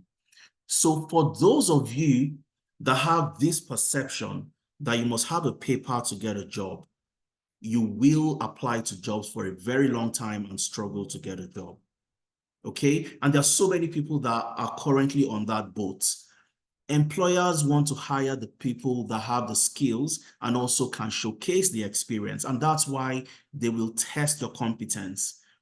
Having a competency-based interview, giving you a case study, and it doesn't matter what you studied before. If you can't complete that case study, if you can't pass the technical interview, you would never get that job. Okay, so I needed to show Olugbemi's profile. You needed to hear from him to learn 1 or 2 things. It's absolutely important that you have proof of your experience and proof of the work you have done within the space. And this will take me to the question I want to ask you. Okay, and I'm going to ask you this and move into all the career path. And I'm asking this question because of where we all come from. Africans from different regions in Africa, Nigerians, and so on. Who would you hire? You run a company, you are currently in Canada, you are a Canadian, and you have a company, you want to hire somebody with a certificate or somebody with the skills and experience. Who would you hire? All right, just type it into the chat. Who would you hire? Somebody with a certificate or somebody with the skills and experience? Type it into the chat. I'd love to hear from you. B Engineer Chidima says skills and experience, skills and experience, skills and experience, skills and experience. Absolutely phenomenal. All right. And that would be the case anywhere, any day, anytime, especially in 2024. Okay. Employers, recruiters, recruitment agencies, they know that having a paper would not show proof of work. Having a certificate does not show that you can do the job. I can sit down, I can write an exam for Christopher, for example, or Mrs. Nelson. I write an exam, I pass the exam, but I've written the exam for somebody else. Unfortunately, it happens today. And employers know that this happens. Recruiters also know that this happens, okay? So having a paper is not in any way a representation of your skills and experience, especially if you're getting into tech. Always remember this. Write it down if you have a paper somewhere. Competence over credentials. Competence over credentials. When you listen to Olugbemi, he didn't get that job because he had any certificates. He had 0. He got the job because of his what? Competence. It's always competence, your skills and experience. So the question is, how do you get the skills and how do you get the experience? If you know that, the skills and experience will get me the job. And that's where we come in at Teralytics. And we have seen and we know that competing for the best jobs available across the globe goes far beyond just what you know. You need to bring something extra to the table. And I'll walk you through in the next 5 minutes what you need to do, okay? The first thing you need to do for somebody getting into tech, and it doesn't matter the area you are getting into as a data analyst, data scientist, data engineer, and so on and so forth. Number 1 is you must learn the skill. Okay, you must learn the skill, you must have the experience, you must have the knowledge, you must prepare, you must study and practice. You heard what Olugbemi had to say. He took his time, ensured that he was fully immersed into the program. And when the interview came up, I prepared him for his interview. All the different levels of interview, apart from the first one, the first level was very easy. He was able to do that. But the technical interview, we worked together. The case study, we worked together and he was able to secure that job. So the knowledge is absolutely important. You need to learn that. Secondly, you move into what? Working on projects. Okay, a minimum of 30 projects, quality projects. Now, if I'm a recruiter and I want to hire you, and you tell me that I'm a data engineer or I'm a data scientist, I would ask you to show me the type of projects you have worked on. Show me a machine learning model you have built. Show me that you are good with the use of Power BI or Tableau. What type of projects have you worked on? Are these quality projects that showcases the depth of the skills that you have? If you don't have this, you're going to struggle for a very, very long time. Number 3 is you must build a portfolio. And I'll show you what a portfolio looks like from one of our participants who created their portfolio. We have 2 portfolios. I've left the link here as well. Okay, one is for a business analyst, the other one is for a data analyst. And you'd see the portfolios and you'd see what a portfolio looks like. Why is the portfolio important? If you send me your CV and you are applying for the role of a business analyst or applying for the role of a data analyst or a data scientist, a data engineer, as the case might be, I would want to see what you have done. You see those quality projects you've worked on. Can I have a look at them? Can I interact with them beyond just the writings you have? Can I look at what you've done? Can I see the depth of the skills that you have? And that's why you need a portfolio. All right. So I'm going to show you what a portfolio looks like. I'll go to Victoria's portfolio. I'll click on this. And this is something you do. You're going to create this for everybody who joins any of our programs. You create a portfolio and you host it online. Okay, you have that link on your CV and recruiters can interact with the work you've done. So this is a portfolio from Victoria Uchemadu. It's a data analytics portfolio. And once you scroll down, you'd see the type of project she has worked on. And I'm just going to maybe highlight about 2 or 3 if we have enough time. Deep Care Hospital ER analysis. So this is an analysis she did for a hospital for their emergency room section. Analyze the number of emergency patients they get. How can they optimize? Where, what does it look like in the emergency department from a data-driven perspective? All right. So this is one of the projects she's built, and you can see clearly detailed a summary of what the project is all about, and clearly saying that from our analysis, it was discovered that there was a delay in patient wait time and patient arrival times. And the recommendation given reduced the patient wait time by 15% and increased customer rating by 20%. So let's have a look and see the analysis that Victoria has created. So I click on this link, and this will take me to the dashboard that Victoria has built. Now, it's a dashboard she created using Tableau. Now, imagine that she had applied to this role, and the role she applied to has one of the tools or one of the skills required is Tableau. And I can see that Victoria has built this amazing Tableau dashboard. You can see Victoria's name, all right? ER Hospital Analysis by Victoria Uchemadu. You can see the dashboard. I can interact with this dashboard without having to hear from Victoria, okay? I can click on something, select a particular date, okay? And the moment I select a date, the dashboard would interact. It will change. It is dynamic. And I can see clearly what she's been able to build. And these are the type of things recruiters want to see. They don't care about your certificate. They don't care about what you have. They want to see what you have built with your hands. And these are the things they would ask you questions on. All right, very important. Without this, you'll struggle to get an interview and you will never get that tech job eventually. So this is very important. And this is the reason why so many people that join our programs, we have some of them that are Scrum Masters with certifications. Some of them are business analysts with certifications, but they cannot get a job. Why? Because they have not built the skills and experience, most especially. So if I go back, there are so many other projects. You have Redux Airline flight analysis using Excel, Express Tech, food delivery service using Tableau, Nestle product analytics, and so many other projects she's worked on, right? How did she build these projects? She built them during the data analytics training. She built them during the data analytics training. Your classes are project-based. So you're not learning by just watching videos and the conventional way you are used to learning. You are learning by working on projects. And these are the projects that would fit into your portfolio. We can check out this other dashboard. And of course, it takes us to another, Tableau dashboard. We can interact with what she's done. This is a Tableau capstone project during her data analytics training with us.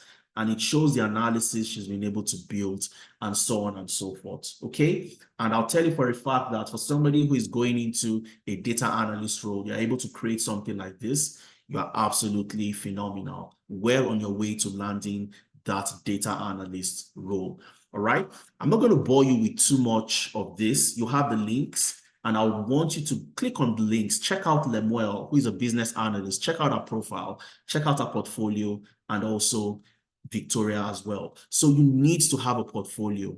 And once you've done this, you must also complete an internship. Why is the internship important? It's important because you get to work in a cross-functional team. As a data scientist, you're working with a HR analyst. You're working on the same project to help achieve a common goal. So it simulates the real life work environment, because your questions would revolve around the real life work environment as a data analyst, a data scientist, or the tech career path that you have chosen. So once you have the internship under your belt, and the internship comes with all the programs that we offer at Teralytics. If you register for data analytics, you have an internship at the end of the program. Data science, you have an internship. Data engineering, business analysis, and so on and so forth. All right. And lastly, you have hackathons. All right. Recruiters, employers, potential employers want to know they're hiring superstars. So as much as you can, if you can get hackathons under your belt, that would help you go a long way in terms of showcasing that you are good in this skill to the level that you can compete with other people across the globe. And these are 5 very salient points that would help you get a job a lot faster than somebody who is carrying a paper around. Okay? Now, all of these things would build your technical skills. It would show me as a recruiter or a potential employer that you have the technical skills to do the job. But the technical skill is not enough for you to get a job. You should have the technical skill, and also the employability skill. Okay, we call it T plus E. Technical plus employability. Technical is 50%, and the employability is 50%. So if you have the technical, that gets you into the room. It gets you an interview. Employability, the employability skills is what you use to sell yourself. How you beat the ATS system using your CV, and so on and so forth. And I'll talk about that in the next few minutes. But I want to quickly walk you through the NOC code, okay? Because a lot of people were asking the question the other time, okay? A lot of people were asking the question, oh, cybersecurity, HR analytics, how do I check the code to be sure that these are the codes for the different, career path? And I'll just show you exactly what to do, all right? So just like Florence had shown us, okay, all the links will be shared. We'll put the links together, we'll share them with you. And I know Florence also shared them in the chat. Now, if you're a business analyst, for example, and you are looking for where does the business analyst role falls under, okay, we've categorized it in one of our slides. However, I want to use two examples to show you how to search. The business analyst role falls into the business systems analyst, okay, which is the code 21221. But how do I know?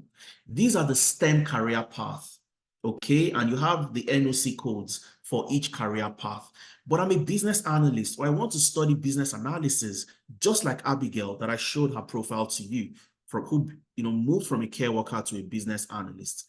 All you need to do, if I take this code, business systems specialist 21221, we go to the NOC website, which is somewhere on this same, let me see if it's on this page. I'm not sure it's on this page, but all you need to do, we're going to share the link with you as well. Okay, I'll drop it in the chat, first of all, and then you'll also get it at the end of today's session.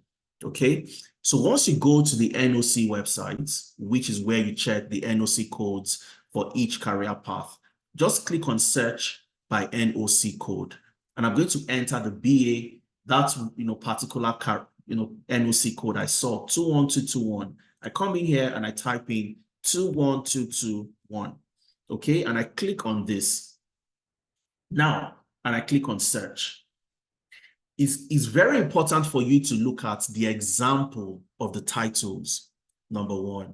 So this business system specialist, what career path falls under this code 21221? So if I'm a business systems analyst, I fall under that code. Business systems consultant, I fall under that code. Information systems business analyst, I fall under that code. And information technology business analyst, the IT business analyst. And the program we offer is the program that gets you to become an IT business analyst. Who is an IT business analyst? You're a business analyst that works on what? Tech-related projects, helping organizations optimize their processes by deploying systems and technology to make them more efficient. Okay, and I'll talk about the business analysis career path, and this falls under that. Okay, and you see the main duties, which includes confer with clients to identify documents, analyze information systems, develop, design, develop, integrate, and test, provide advice on information system strategy, act as a liaison or act as a bridge between the business units and the support teams. Okay, so you have this to look at. And I'll take one more before I move out of here, which is data engineering. So if I'm a data engineer, for example, the code is 21231. You would not find it here. 21231. You would not see it as a data engineer, all right? You won't see it as a data engineer categorically, or even a data analyst, which falls under 21223. But what you can do is you take in the codes, copy the codes, go to the NOC, paste the code in here, all right? And then search, okay? And two things you want to check. The first one is for you to check the titles. Okay, let me see. This is taking a while to load. The first one is to check the titles. The second one is to check the main duties of what you'd be doing. And as long as the main duties fall under what you do, or the titles within that career path falls under what you do, then you are good to go. Yeah, so you have the 2-1-2-2-1-2-2-3, and you look at the different roles. All right, database administrator, data custodian, data administrator, data warehouse analyst. So even the data engineering role can also fall under this code, because as a data engineer, you are building data warehouses, you are working with databases, and so on and so forth. All right, then you go to the main duties. And once you look through the main duties, it gives you a clear idea of what the different career path would fall under. But like I said, we have properly segmented this for you already in the slides, and I'll just show you that. So it gives you very good, clarity on how to check for each role and each career path. All right. So if you see my slide, you would see for the business systems analyst, the Scrum master, the cybersecurity professional. Cybersecurity is clearly spelled out, 21220. You'd see that as well. Data scientists, data analysts, and data administrators. You'd see we properly segmented it for you, but I just needed to show you how to check for yourself.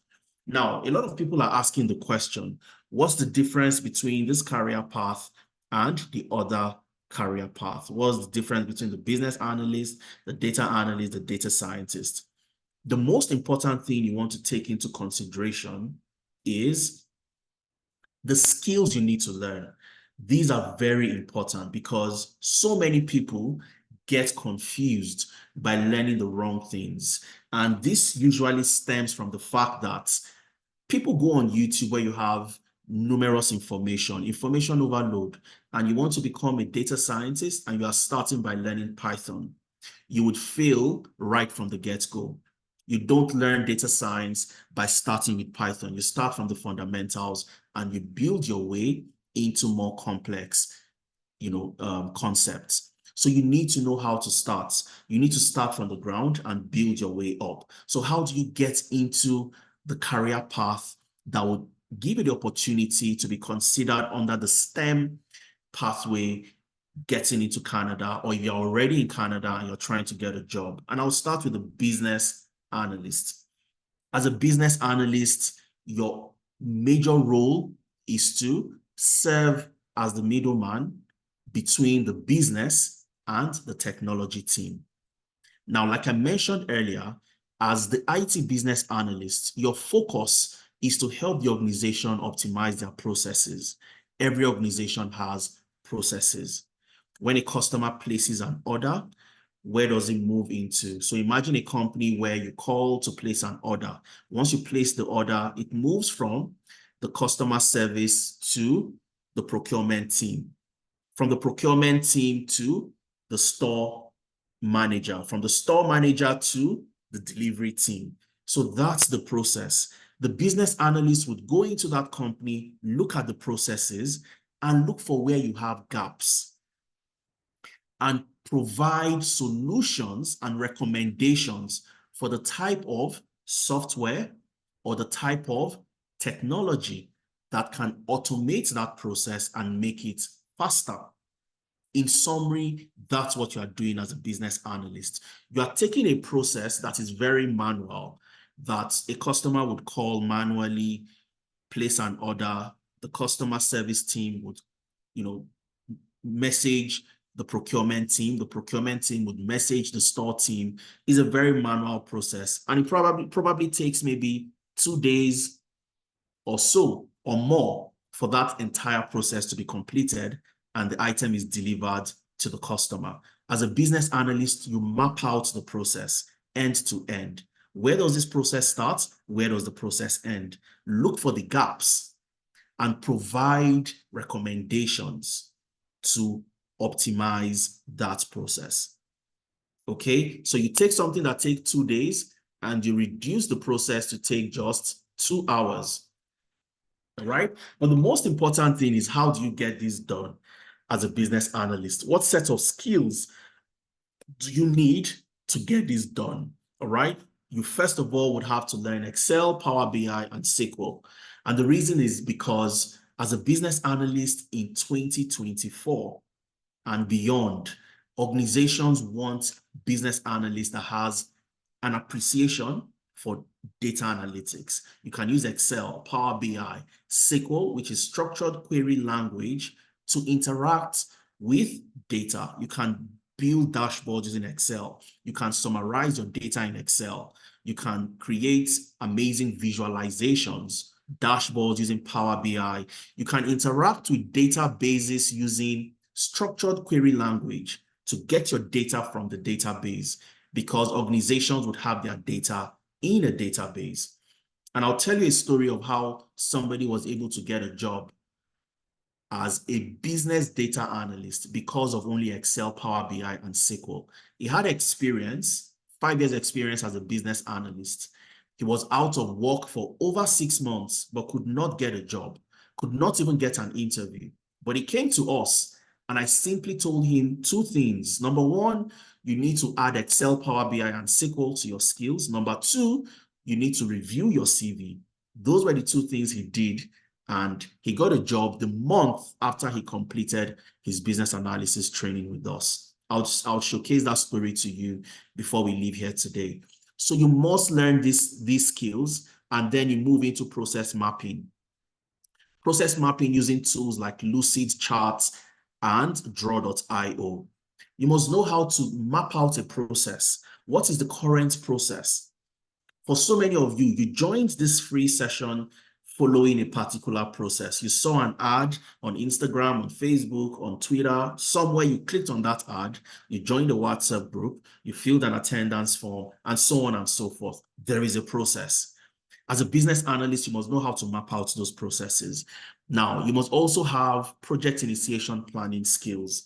And these are the skills you would need because you would manage projects. When you recommend that an application or a software needs to be built to make a process that takes 2 days, reduce it to 2 hours, you'll put a project together and you'll be the person managing that project, ensuring that all the things required to build that application is eventually met, all the requirements, all the features, and so on. You'll also learn Agile and Scrum for projects, because like I said, you will manage projects as a business analyst. You'll understand the software development lifecycle, which is understanding how a software is planned, how it is designed, how it is deployed, how it is tested, how it is maintained, and so on and so forth. You must understand that because you'd manage a whole lot of projects like that. Requirement fundamentals, gathering requirements from different stakeholders, understanding what each stakeholder needs for a particular project to be successful, creating workshops, meetings, creating, workshops, meetings, having interviews. And something just skipped my mind. I was trying to remember focus group sessions. That was what I was trying to remember, and it skipped my mind. Focus group sessions and so on and so forth, to bring people together, ask them the right questions, which is elicitation. Ask them the right questions to get the information that you need that would help you build and come up with that solution you are recommending. You will work with a lot of people. You'd work with a lot of stakeholders. So you need to know how to manage people. You must have people skills, communication skills. How best do I communicate to this stakeholder, and so on and so forth. And of course, in 2024, you can't get into any tech career path without the understanding of ChatGPT. Absolutely important. And these are the skills you need to get into business analysis. How long does it take for you to transition into this space? 4 months. 2 months project-based classes where you learn all the concepts, all the theoretical concepts, work on projects, case studies, scenario buildings, and so on and so forth. And then you have 2 months internship, practical hands-on internship, where you would manage a project for a HR department in a company, helping them build a self-service portal to optimize their HR processes. Now, it's a real-world project where you'd work with a software developer, you'd work with a Scrum Master and other people to bring this project to life. What does this do for you? It gives you that comfort. It gives you the understanding, the knowledge of what it takes as a business analyst to get work done from day one when you get hired, which is something a lot of people lack. But they have a paper to say they're certified business analysts. But you hire them day one, they don't know what to do. All right. So all the things you've learned, your elicitation, your requirement gathering, building your business requirement document, building a business case, creating an assess process map, you'd learn or you put that into practice during the 2 months project where you are managing a web application project. All right. Your classes are also flexible depending on where you are. If you're in Nigeria, if you're in Canada, you have a time that fits your time zone. All right. Classes are on Saturdays and Sundays. On Saturdays, if you're in Nigeria, for example, if you're in Ghana, West Africa, your class would start 11 a.m. to 2 p.m. If you're in Canada, you are in the US, similar time zone, your class starts 10 a.m. to 1 p.m. Mountain Standard Time. All right. So it doesn't matter where you are. You have 2 classes and the classes fits your time zone. On Sundays, your classes are 2 p.m. to 5 p.m. If you're in the UK, you're in Nigeria, similar time zones. And if you're in Canada, you're in the US, 12 noon to 3 p.m. Mountain Standard Time. And that's who the business analyst is. And I would move over to the data analyst. And very quickly, the data analyst is that professional that simply helps organizations make sense of the data that they have. Help the company answer questions based on the data that they have. Every company generates data. Today, we have generated data. Okay, we have over 184 people on the call. We know where you're joining us from, how many people joined us from the UK, from Nigeria, from Canada, from the US. We analyze that data and it shows us clearly how many male, how many female, who joined from where, and so on and so forth. Organizations want to know what happened. If we want to know what happened at the end of this session, we can take the data, analyze the data to show we had 30% were male, 70% were female, okay? And we break it down into location as well. These people came from the UK. This number came from Canada, and so on and so forth. That is what happened. And for every data analyst, you are answering 2 key questions. You're answering the question of what happened. All right? What happened in this company? You would answer that question, and that is called descriptive analytics. Answering the question, what happened? Now, we know that 30% male joined, 70% female, maybe 80% from Canada, 15% from Nigeria. We break it down, and this is what happened, okay? We want to know, why do we have 30% male and 70% female? Why is that the case? That is another question that would come up. When you know what happened, you want to find out and ask, why did it happen?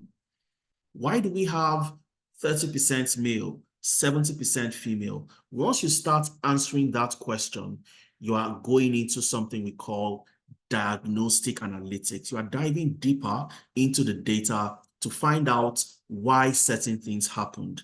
And that is what you call diagnostic analytics. Answering the question, why did it happen? Okay, so I'm not going to go too deep because of time. I'd have loved to take my time to explain and break it down in details. But remember this, as a data analyst, you answer 2 questions for companies. You take their data and you help them answer the question, what happened in the business? And you go further to tell them why that thing happened. If we made ₦1 billion in Q1 2023, and we made 5 billion in Q1 2024, why do we have that? That is what happened. Q1 2023, 1 billion. Q1 2024, 5 billion. That is what happened. I would want to know, why did we have that increase between Q1 2023 and Q1 2024? And that's the role of the data analyst. You take the data and help the company answer these two questions. And for you to answer these two questions, you must have these skills. First of all is problem solving. You heard, if you listen to Olugbemi carefully, you would hear where Olugbemi said problem solving was very instructive to his learning process with us at Teralytics. And this is where you get to understand what the problem is, getting to the root cause of the problem. So when you are solving that problem or answering that question, you are solving the actual problem and not the symptoms. So how do you use different techniques to get to the root cause, use different techniques to break the problems into multiple parts, and so on and so forth? Just to be sure that we are all following, I want you to type into the chat, what are the two questions the data analyst answers in any company? Type it into the chat, and I want to see if you are following me. The two questions the data analyst would answer in any company. Okere says what and why. Chidima, thank you. What and why. Fantastic. Descriptive and diagnostic. Brilliant. Brilliant. Fantastic. You guys are absolutely phenomenal. What happened and why did it happen? It's very important to remember this, because the person that asked me the question, difference between the data analyst and data scientist, you'll get that once you understand this aspect. Data analyst, what happened? Why did it happen? Descriptive analytics, diagnostic analytics. Okay? You must know problem solving. You must know Excel. These are the building blocks. These are the foundations to your journey into data analytics. You go learn something else. First of all, you will struggle because you would have not built that foundation. You'd learn SQL, structured query language, Power BI, Tableau, data storytelling, because you want to tell a story based on the analysis you have done in a way that the people that need to take the decision can take that decision based on your findings and recommendations. All right. And of course, you can't go without ChatGPT for analytics and Microsoft's Fabric. Microsoft Fabric is a new technology from Microsoft. It's a platform that contains so many different analytics materials. You can build Power BI dashboards in Fabric. You can write SQL queries in Fabric. You can build a database, a data lake, a data warehouse in Fabric. So organizations are moving into this platform, and people that have the skills today would stand out from just anybody else out there. And these are the things that keeps you competitive. How long does it take for you to learn data analytics? 4 months, 3 months, project-based classes, and 1 month internship. Okay, I'll show you what project-based classes mean. When you see Victoria's profile with so many projects, how did she build the project? I'll talk to you about that. The difference between the DA, the data analytics, and the business analysis is the data analytics, your live classes are only on Saturdays. So you don't have to come to a live class on Sunday. Sundays are for watch me do it self-paced class. You get to watch your bite-sized videos and you learn concepts. You come to class on Saturday, you work on projects with a trainer, a facilitator like myself, and other industry experts. The classes are also structured in a way that it doesn't matter where you are. You're in Nigeria, you're in the UK, similar time zone, you're in Europe, you have a class that fits your schedule. You're in the US, you're in Canada, you have a class that fits your schedule as well. All right. And that's the data analyst. Let's go to the data scientist and let's see the difference. The data scientist takes the data analyst job a step further. All right. The data scientist would answer the question, what happened? Okay, descriptive. You guys know this by now. Would also answer the question, why it happened. Why did it happen? Okay, which is what? Diagnostic. Now, if you know what happened and why it happened, you should be able to predict the future of what will happen or what is likely going to happen in the future. Okay, so if we made Q1, 1 billion. Q1 2024, 5 billion. And the reason why we made this amount was because we ran so many promotions, so many adverts, and so on and so forth. All right. What will happen in Q2 2024, Q3 2024, Q4 2024? I want to see into the future of what is likely going to happen. And that is where the data scientist takes it a step further with predictive analytics to predict the future, answering the question, what will happen? All right. And this is where the data scientist is different from the data analyst. The data scientist has that crystal ball and can see into the future what will happen based on historical data. What has happened in the past, I can predict what will happen in the future. All right. And that's the role of the data scientist, looking into the future. But why is it important to look into the future? It's important because it helps with planning. It helps organizations plan. It helps organizations know the right type of strategies to deploy to get to a particular outcome in the future. And that's the importance of the data scientist. And for you to look into the future and plan, you must know statistics. That's the foundation of predictive analytics and forecasting. So when you ask, how does statistics come into the picture? This is where it comes into the picture.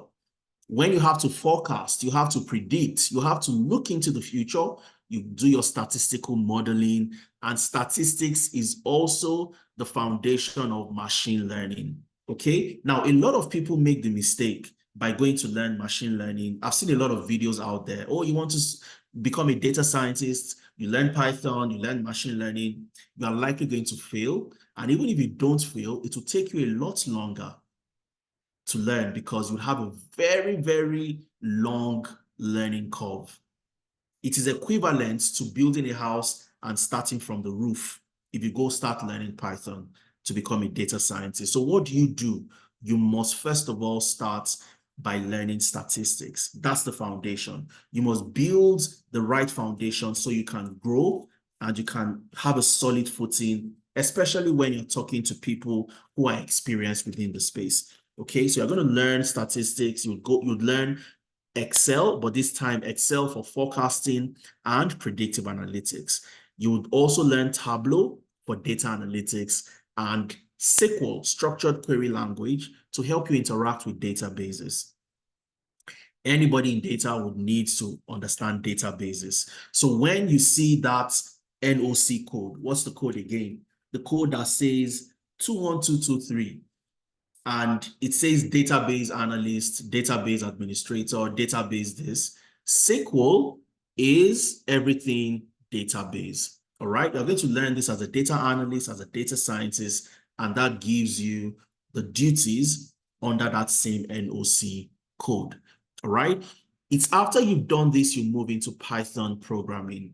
Python is a language that you use for your data science, your exploratory data analysis, your machine learning, your computer vision, and so on and so forth. So when you build your machine learning models, supervised machine learning, unsupervised machine learning, you do that with Python. So you don't start with Python, all right? You get into Python after you've had a very good fundamental in Excel, in Tableau, SQL, and statistics. All right, and then you use Python for your exploratory data analysis, your machine learning, computer vision. You learn version control with GitHub. You learn GitHub Copilot and ChatGPT to make your work a lot easier, to troubleshoot and make you write codes more efficiently as a data scientist. And of course, you'd also learn Microsoft Fabric for analytics. How long does it take? Similar to the data analytics program, it takes you 4 months, okay? 3 months project-based classes and 1 month internship. We're going to take time to answer all your questions. So be rest assured, jot your questions down and I'll take all those questions. This class schedule is similar to the data analytics. You don't have a live class on Sunday. So it is blended. It's a blended learning approach. It gives both the fast learners, the slow learners, enough time to catch up and ensure that you're on the same page at every point in time. And it doesn't matter where you are, you have a class that fits your time zone eventually. Okay, we're going to move to the financial analyst. The financial analyst or financial analytics is a derivative of data analytics. Okay, so you're a data analyst focused on analyzing financial data.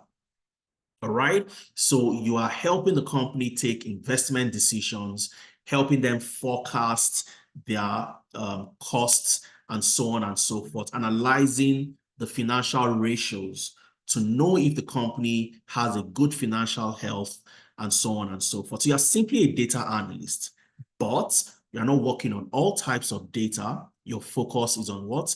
Financial data. And you have similar skills, just like the data analyst. You're going to learn problem solving, Excel, Power BI, and SQL. Okay, and then you move into the financial aspects of accounting, fundamentals, all right? Financial analysis, understanding the different financial ratios that tells you when a company is doing well, the company is not doing well, and so on and so forth. All right, and from there you move into financial modeling. You're going to create your financial model from scratch. You're going to learn how to build financial models for companies that exist, for companies that are startups, the base case, the best case, the worst case. You look at different scenarios in financial modeling. You'll learn valuation, which is a part of corporate finance. You'll learn sensitivity and scenario analysis, and of course, ChatGPT for analytics. The timeline is similar, okay? 4 months, 3 months classes, 1 month internship.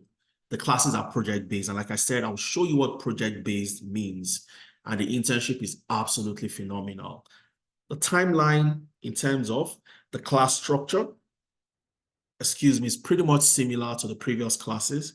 Okay, you have your live classes on Saturdays and the Watch Me Do It on Sundays. Sundays, it is self-paced at your convenience. You can watch your class, watch the videos, understand the concept, practice the concept. It's pretty much Watch Me Do It.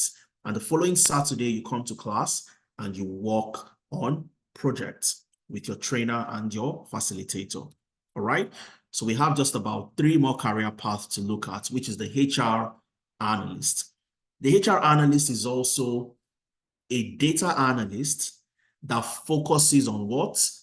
People data. Every company has 3 major components: the people, technology, and processes. So you would focus on the people, analyzing people data, HR data, to help HR take decisions that are data-driven. So when you're implementing HR policies, HR strategies, you are doing that from a data-driven approach. Why is our attrition, people leaving the company, why is it at 20%? Why are people leaving? Okay, how can we identify people that are likely going to leave? Looking at the history, the historical data of people that have left in the past. What are those factors that leads to people leaving? And these are the type of analysis you'd be doing. Talent pipeline analysis, absenteeism analysis, and so on and so forth. So you're simply a data analyst focused on what? People data. So you're going to learn problem solving. You would learn Excel, you'd learn Microsoft Power BI, you'd learn SQL, structured query language. And then you move into the core HR aspects: HR analytics and performance evaluation, HR metrics and life cycle. You look at different HR matrices or HR metrics, I beg your pardon. Okay, for example, where are we getting the best employees? Our talent pipeline analysis. What's the impact of absenteeism on the business? How well is the organization diversified? So you do diversity and inclusion analysis, employee engagement analysis. How do you gather these data? How do you analyze the data to come up with these insights? You're going to build dashboards to showcase everything at every point in time with regards to the people in that company. And then you'd learn how to automate your reports and collaborate using tools like Power BI and tools like Power BI, most especially for your report automation. And you'd learn how to build your case and create action, and also ChatGPT for analytics. The HR analytics program is also for 4 months, 3 months project-based classes, and 1 month internship. Similar class structure, okay? Saturdays are for your live classes, and Sundays are the Watch Me Do It videos. Now we move into data engineering, a fantastic career path. Who is a data engineer? We've talked about data right from the beginning, okay? The business analyst would work with data. The data analyst would work with data. Data scientist would work with data. The HR analyst, the financial analyst, everybody works with data, right? Who provides that data? Where are the data sets generated from? Organizations have different systems that generate data, okay? In every organization, if we take the banking industry, for example, as a customer in a bank, I have my applications, my bank applications where I carry out transactions. I have the web application where I can log into my internet banking on my laptop. I can do transactions from there. There are ATM machines, there are POS transactions, and all these different systems, they store data, okay? They all have data. We talked about POS, we talked about web. You have the applications. As a data analyst, how do I analyze the data from all these systems? And that's the role of the data engineer. The data engineer would create something you call data pipelines from all these different systems and move that data through these data pipelines into a central location called a data warehouse. Now, this data warehouse is where the data is stored. The data analyst can then go in here, get data. The data scientist can then go in here, get data, and everybody can get data from that data warehouse because the data engineer has built the infrastructure that would move data from different systems through ETL pipelines. Okay, so it's like you building a house, you have a tank outside your house somewhere in Nigeria, and that tank contains water, and the water has to flow somewhere. So who connects the pipes to flow the water from where it is in the tank to the kitchen, to the washroom, and where the water needs to get to? The plumber, right? In this instance, your tank contains data, and the data engineer is the person that creates those pipes that moves the data from that tank into the kitchen where water is needed, into the washroom where water is needed, and so on and so forth. And that's why data engineers are very, very important in the value chain of the data ecosystem. You can't do away with data engineers. In fact, this is a career path that is very, very high in demand. Data engineers can also be called cloud engineers. They can also be called cloud infrastructure engineers because you will learn cloud engineering. So if you look at the code 21231 in the NOC code, you would have the data engineering, career path. And it will be good for you to also have a look. Like I said, we've provided all of this for you in the slides. So you start with introduction to data engineering. You would learn structured query language, SQL, which would be your bread and butter as a data engineer every single day. You're going to write SQL queries, and this is what you use for your data warehousing and so on and so forth, all right? You're going to learn Python programming to build your ETL pipelines. So you're going to build ETL pipelines using Python. So those pipelines that will move data and ensure that the data is moved effectively, you're going to do that using Python. You're going to write scripts. You do your bash scripting using Linux. You're going to connect to different data sources, databases, APIs. You'll learn Apache Spark, Apache Airflow to automate the process. So once you move data, you don't want to do that process every single day. You want to ensure that once you've created your pipelines, it is automated. If you are there, data still moves to where it should move. If you are not there, the data still moves when it should move, irrespective of where you are. You'd learn cloud engineering, AWS, GCP, and Azure. And of course, you'd learn version control and ChatGPT, GitHub Copilot. All right. The data engineering program is for 5 months. 3 months project-based classes and 2 months internship. All right. And just like the other programs, you have classes on Saturdays, have classes that fits the different time zones, irrespective of where you are. All right. And on Sundays, it's a self-paced class where you don't have to be in class on Sundays.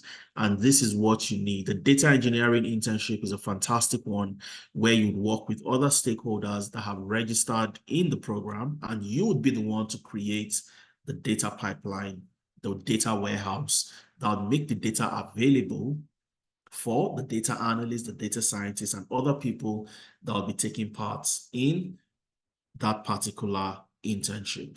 Okay, we go to the Scrum Master role. The Scrum Master is that professional in an organization that ensures that when working on projects, the Agile methodology is implemented and the Scrum rules, the Scrum ceremonies are followed. Okay, a Scrum Master is not your typical project manager. Your Scrum Master is a servant leader. You can take a Scrum Master to be a coach. A coach does not go onto the fields to play. The coach organizes the team and ensures that the team maintains a certain type of formation. All right, uses the same formation, maintains a particular strategy so we can score the goal. And that's what the Scrum Master does. The Scrum Master ensures that the Scrum rules and the Scrum principles are implemented, working together with the team, ensuring that at the end of the project, we are able to achieve the outcome that fits the market because we have implemented the Agile framework or the Agile methodology. So project management comprises of 2 major areas: the waterfall methodology and Agile. When it comes to tech, Agile methodology thrives because Agile would get feedback from the users, just like your tools and applications that you use on a day-to-day basis. Your Instagram, for example, you get several notifications that your Instagram needs to be updated with new features. WhatsApp always gets updated with new features from time to time.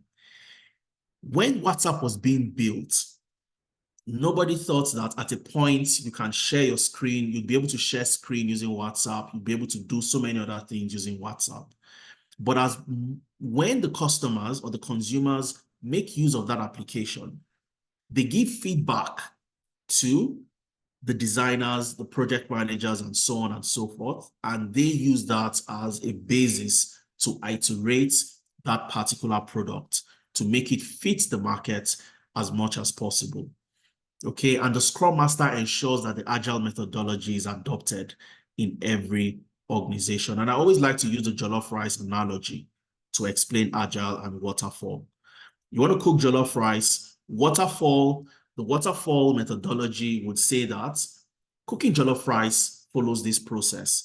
These are the materials, the items you need. You buy all those materials, your rice, you get water, you get salt, tomatoes, you get everything, follow the process, cook the jollof rice, serve it to your guest, and your guest would eat. The Agile methodology, on the other hand, does not follow that process. It is adaptive, it adapts. Okay, so that same jollof rice, you would first of all start with the most important items to cook jollof rice, which is rice, water, and maybe salt. And as you start cooking, when it gets to a particular level, you take the rice, you serve to your guest. Can you have a taste? Tell me how it feels like. And they tell you that, oh, the salt is not enough, add more salt. I think you should add a little bit of oil and so on. You go back, you add more salt to the rice, you add oil, you follow the feedback from the guests. At the end of the day, you would have cooked the jollof rice, the perfect jollof rice that fits the type of guest you have in that event. And that is Agile. Agile gets feedback, Agile is iterative, and Agile adapts. And that's who the Scrum Master is. The Scrum Master implements the Agile methodology on projects. Okay, so you'd learn introduction to Scrum, you'd learn the Scrum ceremonies, the Scrum team, which comprises of the product owner, the Scrum Master, other team members, the software developer. They all form part of the Scrum team. You'd learn the Scrum artifacts, increments, the sprint backlog.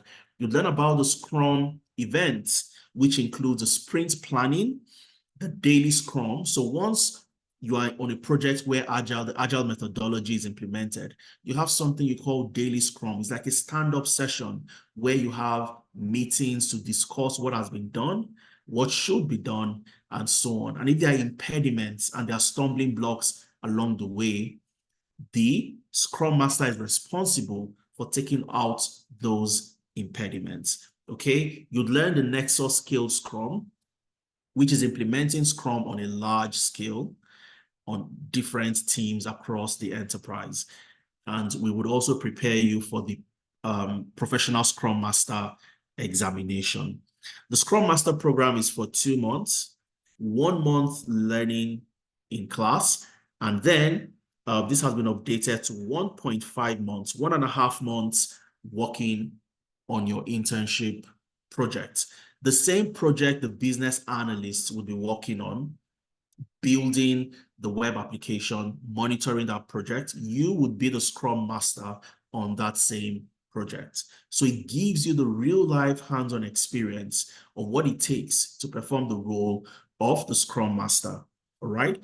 And I'll tell you for a fact, for anybody on this call who has written any Scrum Master examination, it is one of the easiest examination you would ever write. Okay, very easy to pass. If you study for 2 weeks, 3 weeks, you'd pass the exam. However, a lot of people have passed that exam, they have the certification, but they don't know what the Scrum Master does on a day-to-day. And that's what the internship would help you learn. All right, you have classes Saturdays and Sundays, 11 a.m. to 2 p.m., 2 p.m. to 5 p.m. on Sundays. You'd learn how to use Jira to track your project. You'd learn how to use Trello and Confluence for collaboration and also tracking project deliverables. Last but not the least is the cybersecurity analyst program. And this is one of the thriving career paths across the globe. You're in Africa, you're in the US, you're in Canada, you're in the UK. This is a career path that is absolutely phenomenal due to the demand for this particular role. So as a cybersecurity analyst, what is your role? You are protecting the systems, protecting the data, and protecting the network of any organization you work with. Protecting them from both internal and external threats. Simply put, that's what you're doing as a cybersecurity analyst. So you will start by learning introduction to cybersecurity. You'll have a very good understanding of computing and networking, because that's the foundation for security systems in any organization. You need to know how the systems are connected and so on and so forth. You'd learn information security principles, offensive and defensive cybersecurity, cryptography, cyber threats and attack vectors, network security, endpoints, web and application security, and of course, cloud security. Most organizations have their data, have systems and software on the cloud. You'd learn incident response and forensics and cybersecurity policies and compliance. And there are different aspects to cybersecurity that you will focus on during the program, especially one of the most important aspects of cybersecurity, which is threat intelligence. Threat intelligence, it is a very popular aspect of cybersecurity, threat intelligence and incident response. So what would you be doing when it comes to incident response, threat intelligence? You will form a team that would try to hack into the systems you already have today, okay? And look for the vulnerabilities in those systems and provide preventive measures, Okay, that's one, major area that you focus on. Another major area is on GRC, governance, risk, and compliance. Very important aspect in cybersecurity. And these are the type of things you would cover during the program. How long does it take for you to start the program, get through with the program? 4 months, 3 months project-based classes, and 1 month internship, working on real-world projects, all right? Classes are on Saturdays, 11 a.m. to 2 p.m. and on Sundays, 2 p.m. to 5 p.m.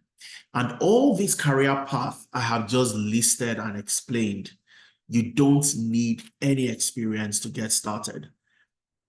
Abigail, all the people I'm going to showcase to you that have started their journey, they've gotten a job. Somebody got a job late in March.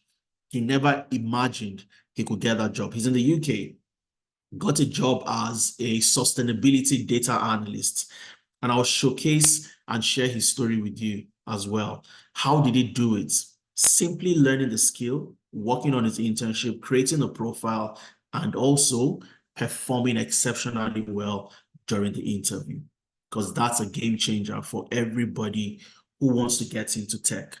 You must know how to talk, you must know how to communicate, you must know how to sell yourself. All the programs come with the internship, and this gives you that proof of work. Show your workings, okay? Evidence. You must have evidence for what you have done, all right? So you must have a portfolio. You must also have projects that showcases what you've done. I think I've shown you already what the portfolio looks like, so we're not going to get into that anymore. All right. Now, what are the things? And after this, I'll quickly move into the costs of getting into the program. When you have completed the program, you've learned all these skills, you have done the internship, and you are done. What's next? How do you apply to jobs, and how do you get that job? Okay. Number one, the way we position you, and this is what has made us very successful across board over the last 4 years. This is how we have helped over 2,000 people to land their jobs in tech. All right. We have phenomenal achievements across board. Our facilitators are the best working in Fortune 500 companies across the globe. Of course, you have a blended learning approach where you don't have to be in class every single day. And you have sessions that prepare you for the job market, because that's a market where your technical skill would be a part of the whole. The entirety of you getting a job would just be a fraction. Your technical skill would be a fraction of what is required. What are those other things that are required? And we would help you work on to ensure you get into the room. Number one is your CV. You must have a compelling CV. And for anybody listening to me today, your CV format must be the Wharton CV format. Okay, you can Google the Wharton CV format, but this is something we provide to you. We show you how to use it. We show you how to tailor your CVs in a way that it beats the ATS system. You apply to jobs, focusing on tailoring your CV to fit the job requirements, so that when it goes through the ATS system, the applicant tracking system or the applicant tracking software, your CV will be one of the CVs that will be looked at. And this gets you into the room. Okay. Secondly is your LinkedIn. You must have a compelling LinkedIn profile. I'll show you the profiles of some of our participants that have gotten jobs, and there is a reason why they get the jobs. Your LinkedIn is also a part of what gets you into the room. Very important. You can't be a data analyst and not have something that speaks to data analytics. It's called social proof. Everybody today would go on LinkedIn and search Teralytics, Adeza Suleiman, Efemena Ipro, Florence Akpan, and all Sharon that also came around. You check the LinkedIn profile, all right? This is what gives you social proof. Recruiters also do the same. You can't have a stellar CV and have a mediocre LinkedIn profile. It doesn't work. Okay, would walk you through Upwork, where you can apply, work on freelancing projects, irrespective of where you are. You are in Nigeria, you want to work on projects across the globe, you can do this using Upwork. We'll create an Upwork profile for you if you don't have one. If you have one, we show you how to optimize navigating the job market. You see what Florence came to do today. This is what our participants enjoy regularly. We bring in experts, industry experts, to talk about certain aspects that helps you get to where you want to get to as fast as possible at no additional cost. Right? And these are the things we bring to bear, because if you're in Canada, for example, you need to know the opportunities available in Canada. If you're in the UK, what are the opportunities available? For example, there is nothing called the shortage occupation list anymore in the UK. It is now the immigration salary list. And next week, Thursday, we have a session for those in the UK, walking them through how to take advantage of the new opportunities that would come up from scrapping the shortage occupation to the immigration salary list. And these are the things we discussed during navigating the job market. Now you've gotten into the room. You need somebody to prepare you for jobs and interviews. And this is where we do our best work, preparing you for interviews. And you heard when Olugbemi talked about me writing a compelling recommendation. Any recruiter out there in Canada, in the UK, you are going through PR. In fact, I just wrote one yesterday for somebody applying, creating her express entry profile. Okay, you will need a recommendation letter, a reference letter from a reputable organization. And this is where we also come in to provide this for you. But we don't stop here. We take it a step further by also having the weekly mentorship sessions. You need to speak to mentors. You need to speak to people like me, people like Femena, industry experts that would help you navigate the space. And lastly, on the job support. When you eventually get the job, we don't leave you hanging. If you need additional support from us, maybe you find yourself on a project where it's a bit too difficult for you to navigate, we work with you to ensure you are able to do it. Of course, taking into consideration data privacy, so you don't breach the data privacy of your organization. And one thing we are guaranteeing in the year 2024 is you would get an interview at least 1 month after you're done with the program. It's a guarantee from us. When we put all these things in place, level 1, level 2, the final level, you will get an interview at least a month after you're done with the program. Okay? And there's so many other initiatives we have on board. I'm not going to bore you with that. You have the slides and you can look at them eventually. Our next cohort starts on the 4th of May. The cohort for April started on the 6th last week, and we've had a phenomenal time with the people that registered. The next cohort starts May 4th, and this is the best time for you to jump in to the program. Okay? You've already seen Abigail. I'm not going to talk about Abigail. This is Damilare. Damilare got this job end of March. I talked about him a while ago as a sustainability data analyst after joining us. Okay, and this was Damilare sending me an email saying, Adeza, thank you. I want to thank the entire Teralytics employability team that I successfully landed a role as a sustainability analyst. We worked with him every single, step of the way to getting this particular job. You would listen to Damilare here and what he has to say on how Teralytics helped him land this job. And this is the same UK where so many people are trying to get jobs, but they really don't know what to do. And that's why it's important.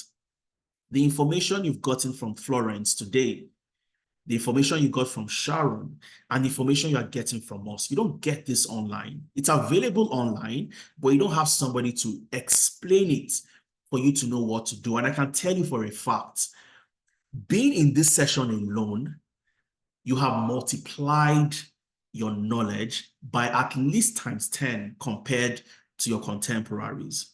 Okay, and that's how people get opportunities. The richest people get rich by information. The most successful people are successful because of information. Okay, information is absolutely important. All right, so what does it take for you to be a part of our program starting on the 4th of May? We have an amazing discount for you depending on the program you want to join.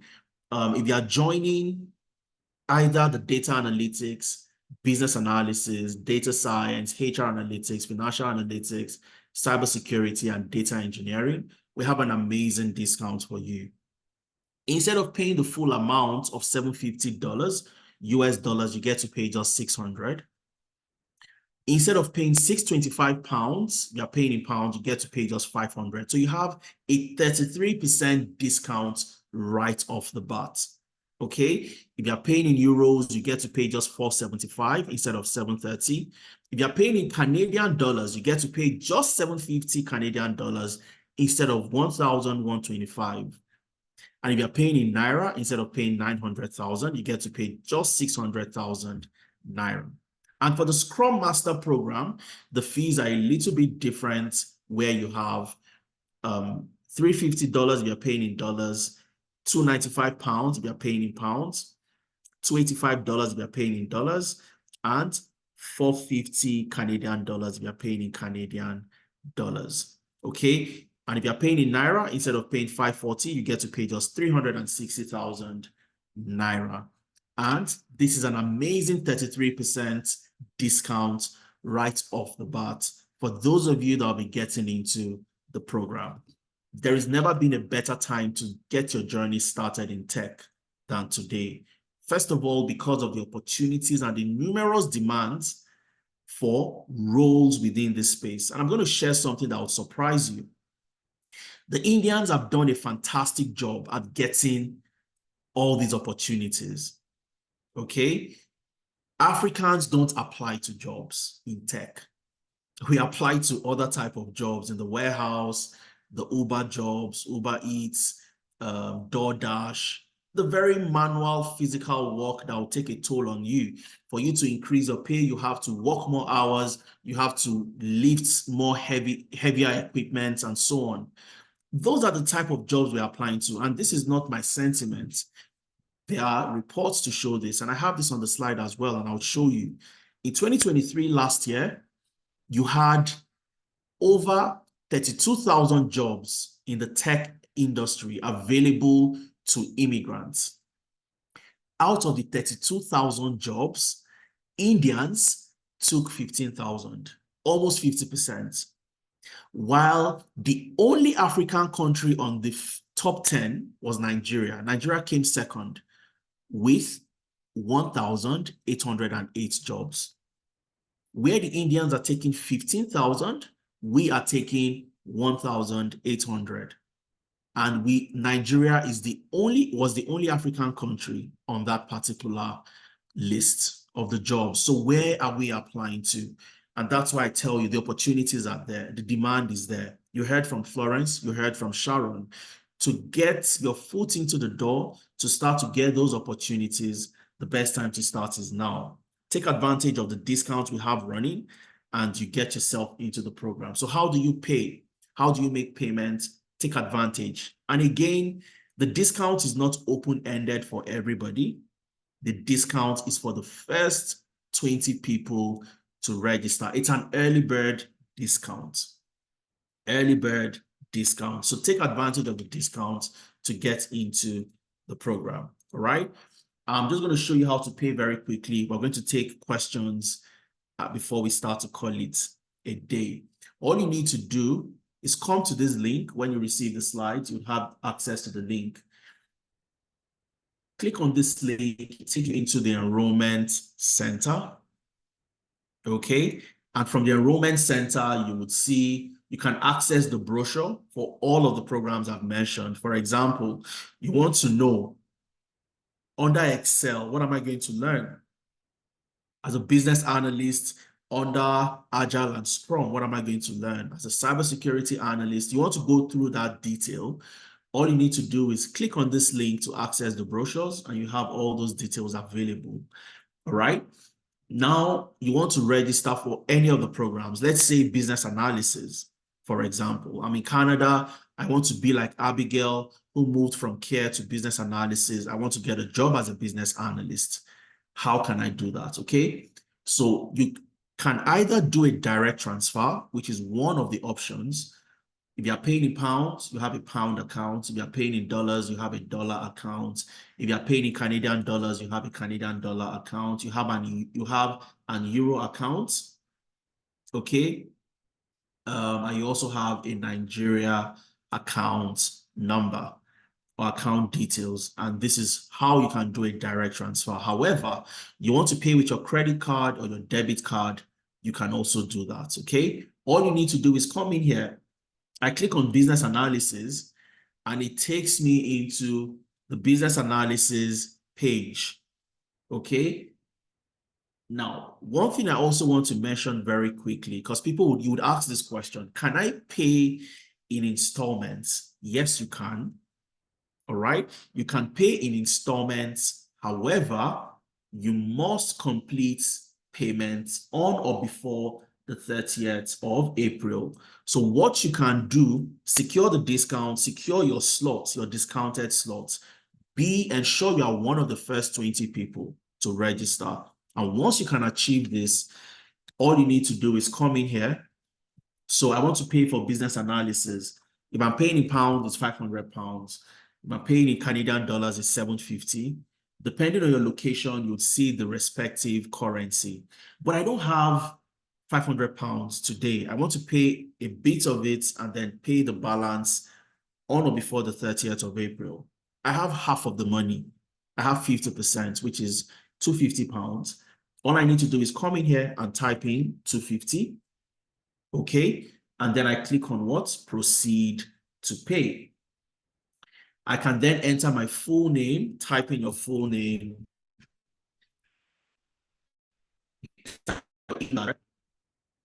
or enter your phone number, and then click on pay with card. You can pay with Google Pay if you have Google Pay, or you can simply just click on pay with card. Enter your card details, and once you complete payment, you will receive an email into the email you've provided.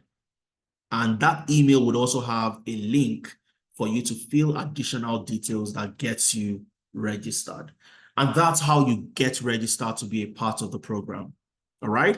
However, if you do a direct transfer to any of these account details, all you need to do is take a screenshot as proof of payment. Take a screenshot. Okay. Come in here to the same payment enrollment center and click on what? Upload your receipt. Once you click on upload your receipt, you'll see a form that looks like this. And you can go ahead and fill this form. Enter your email, and I'll just show you. Enter your email, Teralytics.io. Enter your email, click on next. Fill all the other details. Did you make an initial payment? What type of payment did you make? Initial payment, full payment. Select that, click on next. So if, for example, the next cohort starts on the 4th of May, but you don't want to start on the 4th, you want to start in June, because a new cohort would start on the 6th of June. You can also defer your program to start in June. But the best thing you do is to secure your discounted slots. All right. You select yes, click on next. Okay. Enter your first name, your last name, your email, your gender, click on next. Read the terms and conditions, click on yes, you've read it, click on next. When did you make payments? Enter the date. Upload your screenshots of the proof of payment. All right. What mode of payment did you make? Did you pay using the website? Did you pay using the main stack transfer? Or did you pay using the Wise direct transfer? Select what you did. So let's say I paid with my credit card or I paid with my debit card. I'll select the main stack website. Click on next. Okay, the account's name, Adeza Suleiman, click on next. Now, here is where some of you would have questions around, Adeza, I don't know if I should go for business analysis or cybersecurity. I want to speak to you directly. I want to have a one-on-one interaction with yourself, with FMNA and other industry professionals. How can I do that? So when filling this form, the best thing you do is secure your discount first of all. And then when filling the form, instead of selecting a program, if you don't know the program to register for, if you know what to register for, oh, I want to register for business analysis or data analytics, select that, okay? But if you're not sure, you want additional guidance, all you need to do is, I need to speak with a professional, and click on next. So when you select, I need to speak with a professional, we will then schedule another session with you and walk you through your options based on so many other things you want to ask. Okay, for example, your age, which is irrelevant in, no organization would discriminate against you, but people have that fear. It's a misconception people have. Oh, Adeza, I've never done data science before. I don't know if I can do it. All the programs are beginner friendly. Oh, I have 5 years in banking. I don't know if I should go for data analytics, or I'm a customer service representative. How does that connect to data analytics, right? And we schedule that session with you to walk you through those options. Once you click on next, if you want to defer the program to start in June and not in May because you have commitments for May, all you have to do is select here when do you intend to start. Instead of selecting June, instead of selecting 4th of May, you can select 8th of June and we defer your program. But guess what? You would have played a very, very smart one by taking advantage of the discounts.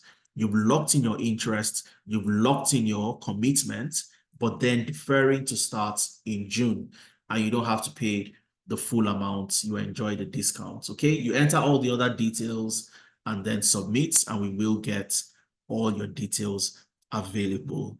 All right. So I've been talking for a very long time, and I know you have burning questions you want to ask, and that's why myself and FMNA are here to take your questions. Take advantage of the discount, like I said, and then you get your journey started. Okay. So we're going to take questions now, and as we take questions, maybe FMNA would start by answering some questions that we have, while I would go to the classroom and quickly show you, when you register with us, how do you learn in terms of your classroom? How does it look like? Okay, and I'll walk you through that very quickly. So if you have questions, you want to speak, you want to unmute yourself, raise your hand, we would ask you to unmute, or you can simply type your questions into the chat. Okay, so while I'm going to the classroom, maybe you want to just take some questions if we have any in the chat. Okay.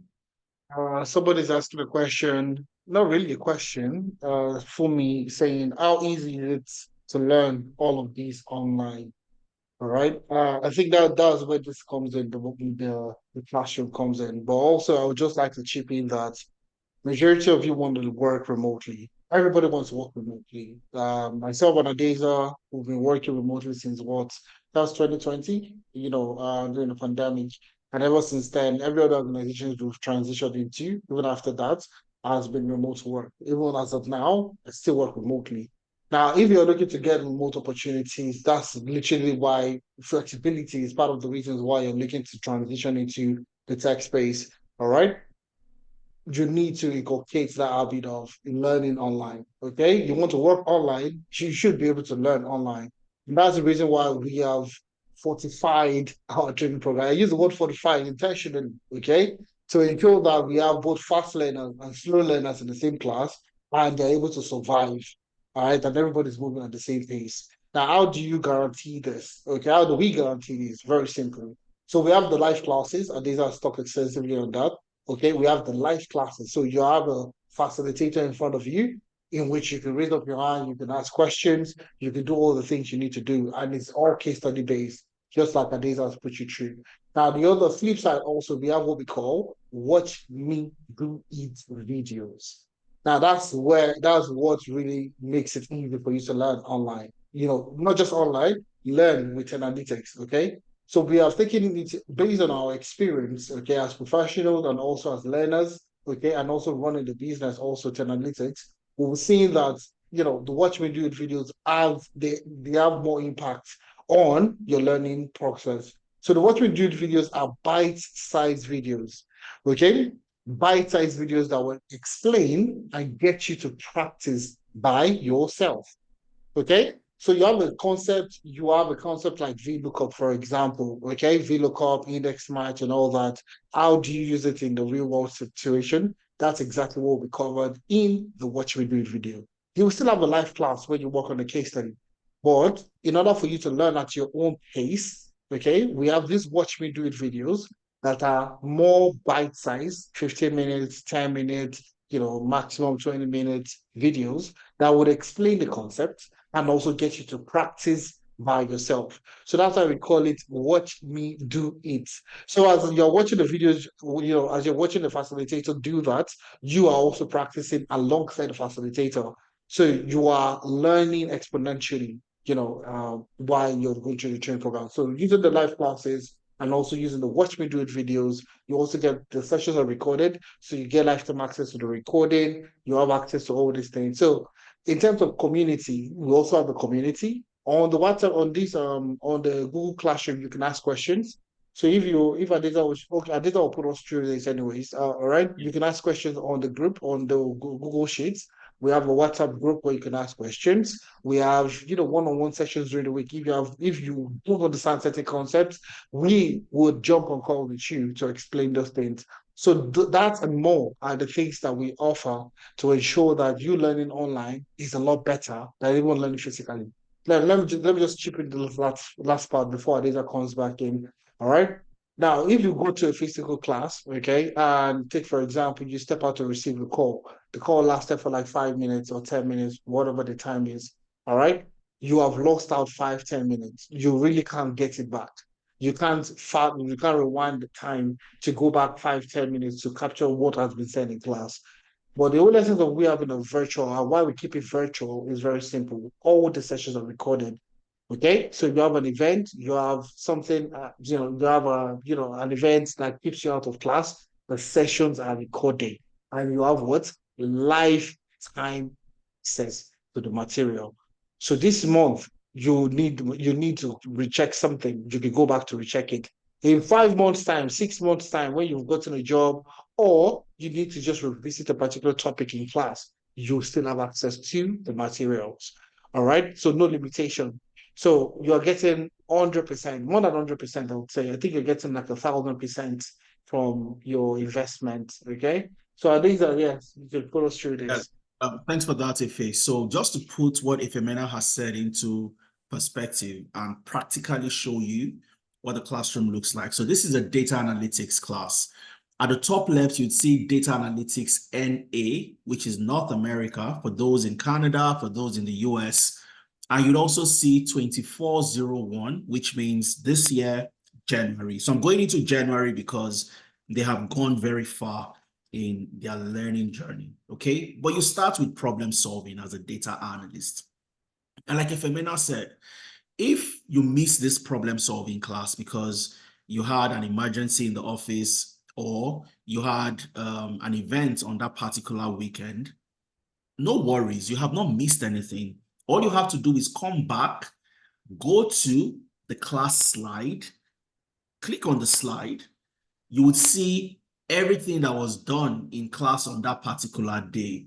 And just like we have mentioned from time to time, you start from the very foundation. What is data?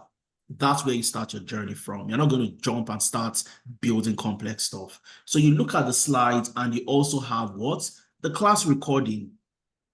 You click on the link, it takes you to the recording. You can see everything that happened in class and you watch it, understand what was done at your convenience.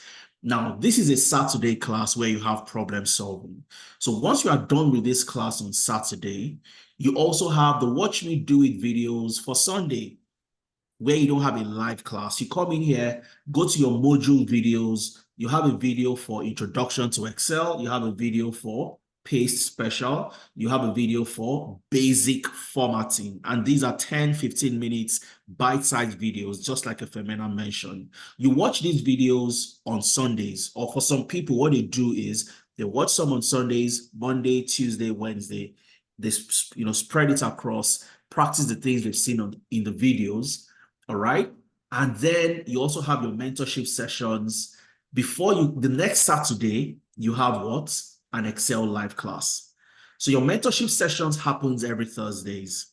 Thursdays, you have your mentorship. On Saturday, you have your Excel live class 1, your live class on Excel. And just like I mentioned, if for any reason you miss this class, everything that you need, you have them here in the classroom. And going back to what Femena said about jumping on calls with you, because from our experience, we've seen that for those who are transitioning newly, they face 1 or 2 problems because it's a new field. We expect you to face those challenges. However, when you face the challenges, you are not going to work alone. So let's imagine you've missed the class, you've watched the recording, you've practiced what you've seen, but you still can't get it right, okay? We jump on something we call a drop-in session during the week. So it's a session where somebody like myself, your class trainer, your facilitator, a data coach, somebody would jump on a call with you to look at that problem and help you solve the problem, okay? So you don't take that problem into a new class, and that's the way the drop-in session works. Before I leave here, I want to show you what project-based learning looks like. And let's look at this Excel live class 2. I go to the class material and I click on the slides. So you've learned a couple of things in your Watch Me Do It videos, correct? You will come to this particular case study, and it's a case study for a company called Agri Limited. It's a supply chain analysis case study. This is a real life case study for a real company that exists, all right, that one of us have worked with before, myself or Femena or other industry experts. So we take these case studies, our experience, and we curate case studies out of them, ensuring that we change the names of the companies, also modify the data so that we address data privacy issues. So you have the case overview where you are a data and insights analyst, and you're going to work on this project solving question 1 to question 4. And you will use VLOOKUP, index and match, XLOOKUP, count ifs, and so on and so forth to solve this problem, okay? So you're not learning Excel the way you've always learned. You are learning Excel to solve problems like Femena mentioned. And again, I talked about a lot of very important things that we put together to ensure that you get the job. One of them is the job material, okay? On your LinkedIn profile, you should have your summary structured in a particular way if you want to get recruiters reaching out to you. So we provide you for a data analyst, and this goes across all the programs we offer. You have the proper description, and you also have the jobs you can apply to. For example, people would say that, oh, because I'm a data analyst, I cannot get a job as a business intelligence analyst. Who said so? Okay, so you can't get a job as a business intelligence analyst, as a marketing analyst, okay, as an education analyst, as a risk analyst, a sales analyst, a database analyst, a data quality analyst, and so many other roles. And we show you the magnitude of the opportunities available in the data ecosystem, all right? You also have links to job websites, okay? This is confidential to our participants because there are some job sites there that are not entirely public, and we have to subscribe to them. So we provide you with these websites on where to apply to jobs. And then you have a CV template that is ideal for the program you have registered for. If it's a data analyst program you've registered for, you have a CV template for data analysts. And like I said, you would have also gone through the CV review sessions. So you know how to modify your CVs at this particular point in time, how to tailor your CVs to the job requirements, okay? And remember, I mentioned that the best format you want to use is called the Wharton CV format. Now, if you want to book an interview, all you need to do is come in here. You don't need to speak with anybody. Come in here, click on the link, and select a timing. So I want to book an interview with Mohammed, or I can book an interview with Jennifer. If I click on Jennifer's link, it takes me into a Calendly, and all I need to do is check, oh, what's the next available date? Okay, we don't have interview preps during the weekends because of classes. There is a date available on Thursday. Oh, Thursday seems so far. Let me check if Mohammed has an available date. I come to Mohammed's link, I click on it to see if there is an earlier date available. Oh, there's a date on the 16th. That works for me. I click on that, I select the time, and I enter my name, enter my email, and I enter the job requirements, and I click on schedule events, and somebody will jump on a call with you to prepare you for your interviews. Okay, so you also have the job application tracker that shows you how to track the jobs you are applying to and ensure you're on the right track. Because if you don't apply to the jobs you don't apply to, you miss out on them 100%. The ones you apply to, you have a 50% chance of getting the job. And once you have an interview for that role, your chances of getting the job increases to 80–90% because we will work with you to get that job. Okay, so this is what a typical classroom looks like, and I thought it was very important that we showed you so you have a clear understanding of the classroom.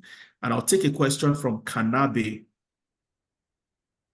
Kanabe, I hope I pronounced your name correctly. If I didn't, please pardon me. Go ahead and ask your question, Kanabe.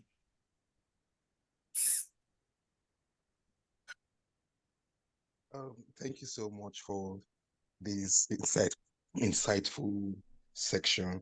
Like you rightly said, I have actually I've been in between the valley of decisions, wanting to do Scrum, wanting to do data analytics, but I really don't know how it applies to the real world scenario. And you said that having listened to this section, we've actually upskilled like 10 times, which is like an understatement. For me, I've actually gotten to understand it better. If I had had this opportunity from the outset, I think I should have gone a long way by now. So thank you so much. Thank you so much. I was meaning to ask, currently I'm in Nigeria, and if I'm going to enroll for this section, which is not a question, and you promised that within after the section, maybe a period of 1 month, we're going to land a desired job in Canada. I'm still in Nigeria. How is that possible? One, then two, what's like the average annual remuneration for let me just pick one of the tech aspect, like data engineers. Okay, all right. Very good question, Kanabe. Okay, so 1 month after the program, minimum of 1 month, you will get a job interview. We are guaranteeing that. All right, you will get a job interview. That's the guarantee that we are giving. And we are very confident in what we do, and that's why we give that guarantee. All the things you have on the screen, if you can see my screen from level 1 to level 2, you put all of that into practice, you will get an interview, no doubt about it. And the moment you get an interview, you are inching very close to getting that job, because we will work with you to prepare you for that interview. Okay, and I'll give you a typical example of the gentleman I talked about, who was a business analyst, struggled to get a job, and how he was able to get that job. Going to your second question, as a data engineer, you will be earning 6 figures if you're in the US or you're in Canada. Okay, I'm not sure if I showcased the fees we used to. I'll just check my slide very quickly, but it's 6 figures as a data engineer. And this is simply because of the demand. It's not here, but it's about 105,000 Canadian dollars. It's about 120,000 US dollars. And in pounds, it's about 60,000 pounds per annum. Okay, so the salaries are phenomenal. I would look for that slide and probably add it to this so that when you get the slide, you'd have a feel of what the data engineer earns on the average. All right, so I think those are the two questions you had. What do I get? Minimum of a month after completing the program. Typically, what happens, and I'll show you very quickly, what happens with our participants when they train with us, typically. And I'll walk you through this very, very quickly. I talked about Abigail. Abigail landed a job 2 months after. Damilare landed his job a few months ago. He joined us in January this year. Okay, January 2024, Damilare registered with us, and today he started a job as a sustainability data analyst in the UK. Okay, and you have other people I have highlighted. I'm just going to highlight more people. You have Shade. Shade got a job with us. Got a job in the UK as a data scientist. She's never done anything tech before, and she got a job as a data scientist working in the UK after her master's. You also have Zainab. Zainab got a job as a data manager in Nigeria after completing our data analytics program, and she got the job and started in the month of December 2023. You have Bernard. Bernard got a scholarship in Canada. I wrote his reference. Personally, I wrote Bernard's reference for his application for that scholarship. He got the scholarship, full funding in his university, and he also got a job as a data analyst working with that same professor in his university. You have Ikmat. Ikmat was a full-time stay-at-home mom taking care of her kids. She joined our data analytics program, and Ikmat got a job a month after completing the program. Even while in the program, she had 2 offers, but she couldn't take the job because she was also doing her master's at that time. The moment she was done, she had other offers, and we worked with him to prepare, sorry, I beg your pardon, we worked with her to prepare her for her interviews, and she landed this job with the NHS in the UK, full visa sponsorship as well. Same story with Tony. Tony also works with the NHS as a benefits analyst. Same story, prepared her for her interview, and she was able to land this job. I talked about Olugbemi, you all heard from him, Oluwatosin, and there are so many people. Somebody I also love to highlight because this is also very recent. Muhyiddin got his job in February 2024. He joined us in August 2023, completed his program in December 2023. And 2 months after, he got his job. Now, the amazing stuff about Muhyiddin, and I'm going to showcase Muhyiddin's profile. Muhyiddin is in Nigeria, in Lagos, and he's working for this company in the UK, remotely, earning in pounds and spending in Naira. And for those of you in Nigeria, you know the implication of that financially. He's earning a lot of money. Absolutely phenomenal. You know, earning in pounds and living in Nigeria, it's absolutely phenomenal. Okay, there's another lady, her picture is not here yet because she has not given us the permission to do that. She's moving to Canada next month. All right, she's also in Nigeria, and she currently works for a company in Canada, working remotely. Her name is Karima, and the moment Karima gives us the go ahead, she wants to land in Canada first before we can put her picture here. You would also see Karima's picture. Karima completed our business analysis program. I also met with Karima on Sunday to prepare her for an interview because she got another opportunity with a company in the UK that was willing to pay her more than the company in Canada.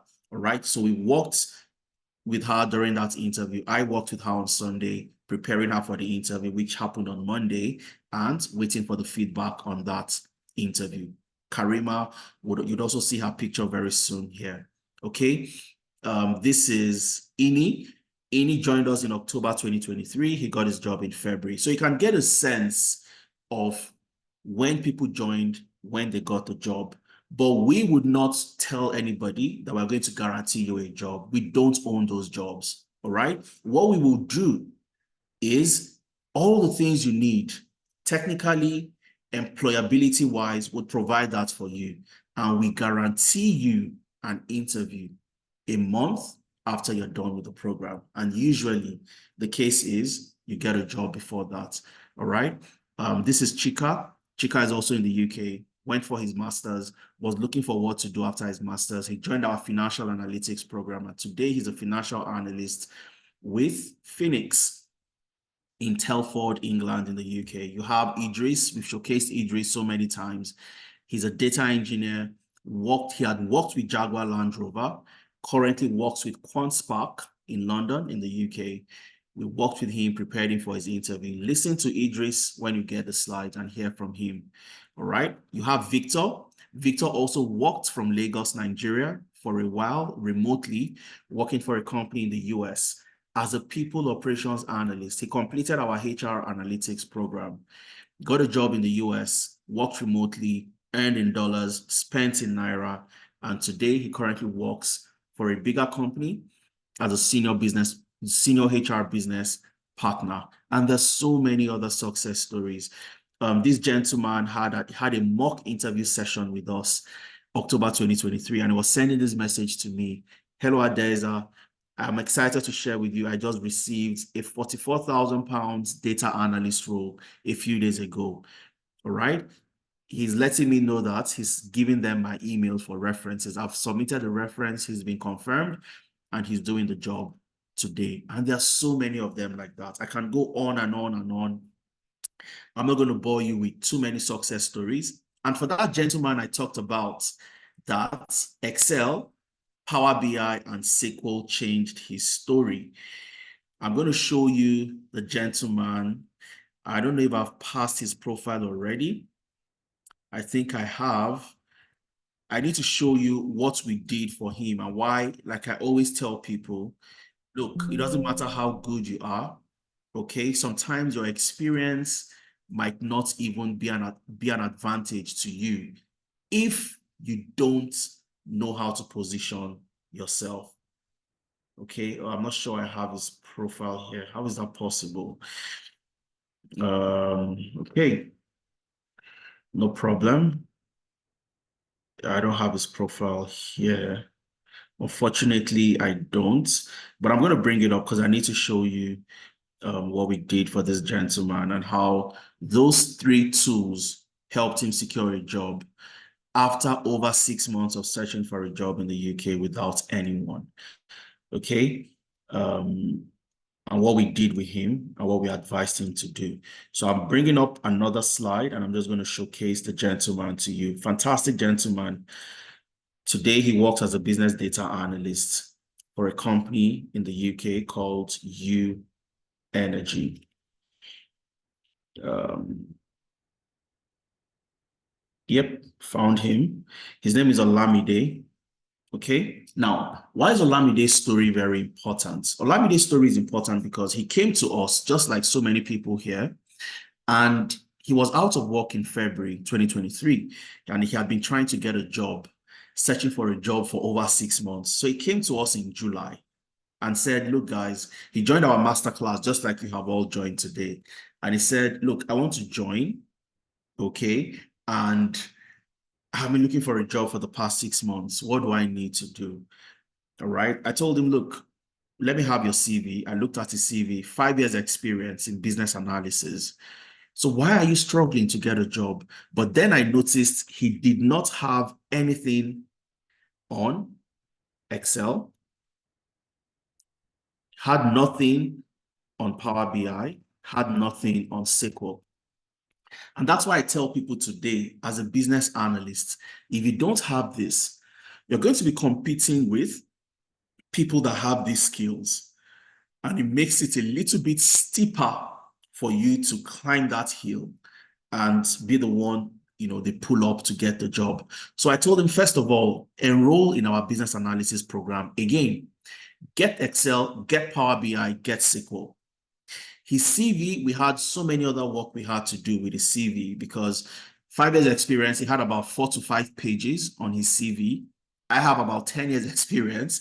My CV is just 2 pages, okay? So we modified his CV, made a lot of changes, and he eventually got a job. Remember I said he had 5 years experience as a business analyst, but he did not get a job as a business analyst. Excel, Power BI, and SQL, these are data skills. right? Or data tools. He got a job as a business data analyst. And you see that there when he sends me the message. Hi, Adeza. How are you doing? I got a job as a business data analyst. Thank you for your support these past months. Right. And he also sent me another message in December saying, compliments of the season. This is wishing you a fruitful and fulfilling 2024. Thank you for being a helping hand for me this year. And these are very, I would say, they seem very simple and very little, but they are pretty instructive and very important to you landing that job eventually.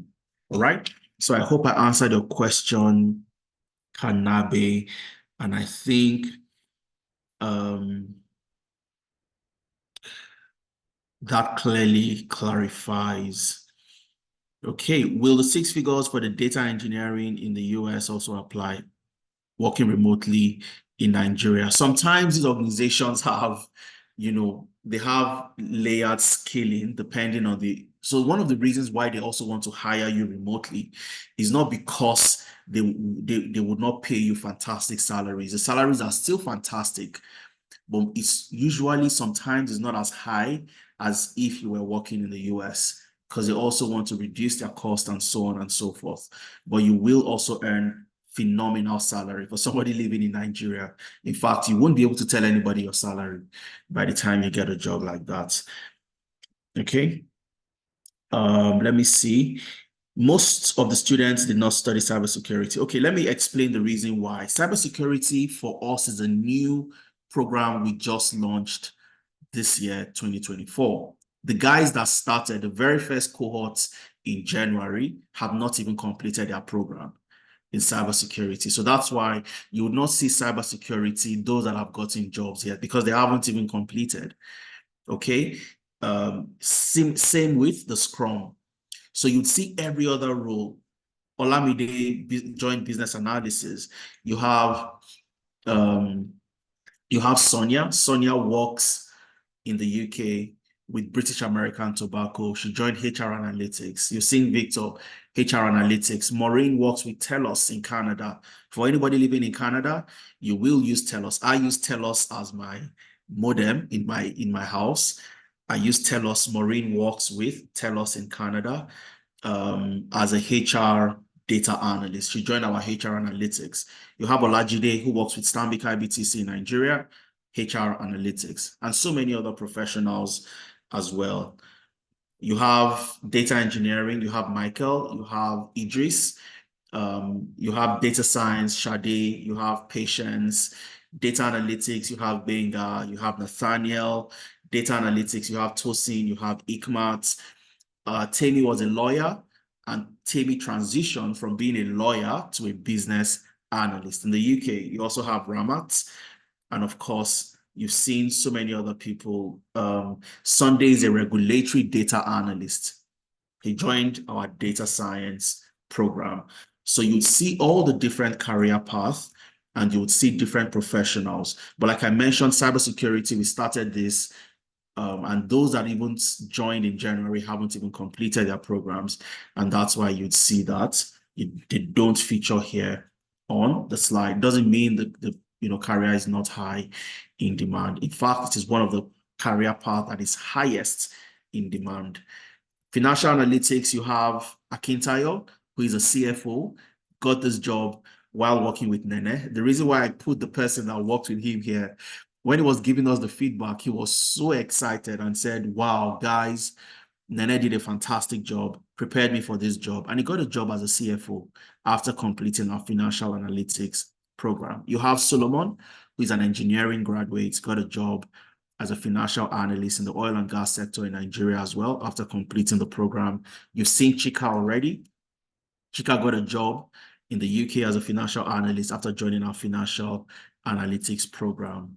And of course, you also have amazing people like Victor. Victor currently works with Nicole Finance as a financial analyst. Bumi works as a market data analyst.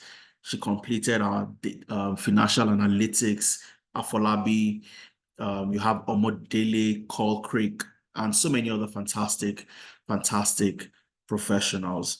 Okay, so yeah, I hope I answered that question as well. Let me see, we have more questions. Time is far spent. Do you have alumni discount? Yes, we do. If you are an alumnus of Teralytics, you get an additional 5% discount. Okay, so whatever the amount is, you calculate additional 5% and you have a 5% discount if you are an alumnus. All right. So my WhatsApp number, okay, Emma is asking for my WhatsApp number. Let me give you the number you can reach out to us on very easily, okay? You want to ask any questions. So first things first, the first thing you have to do, guys, follow us across all our platforms on LinkedIn, on Instagram, on Facebook, on X, across board, okay? You want to reach out to us, you can reach out to us by sending us a message on any of our platforms. First of all, check our websites. Okay, you can send us an email to this email, enquiries@teralytics.io. Somebody would respond to you almost immediately.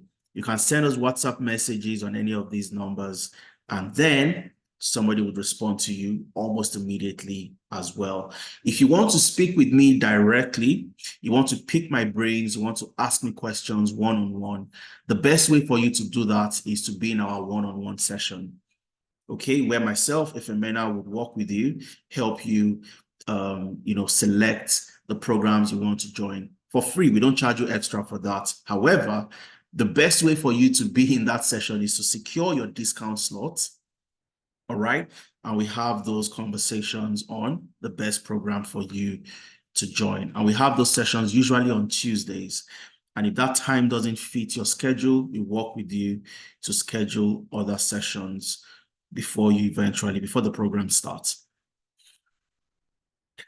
Okay, let me see. I think we've pretty much answered all the questions. I don't want to keep you longer here anymore.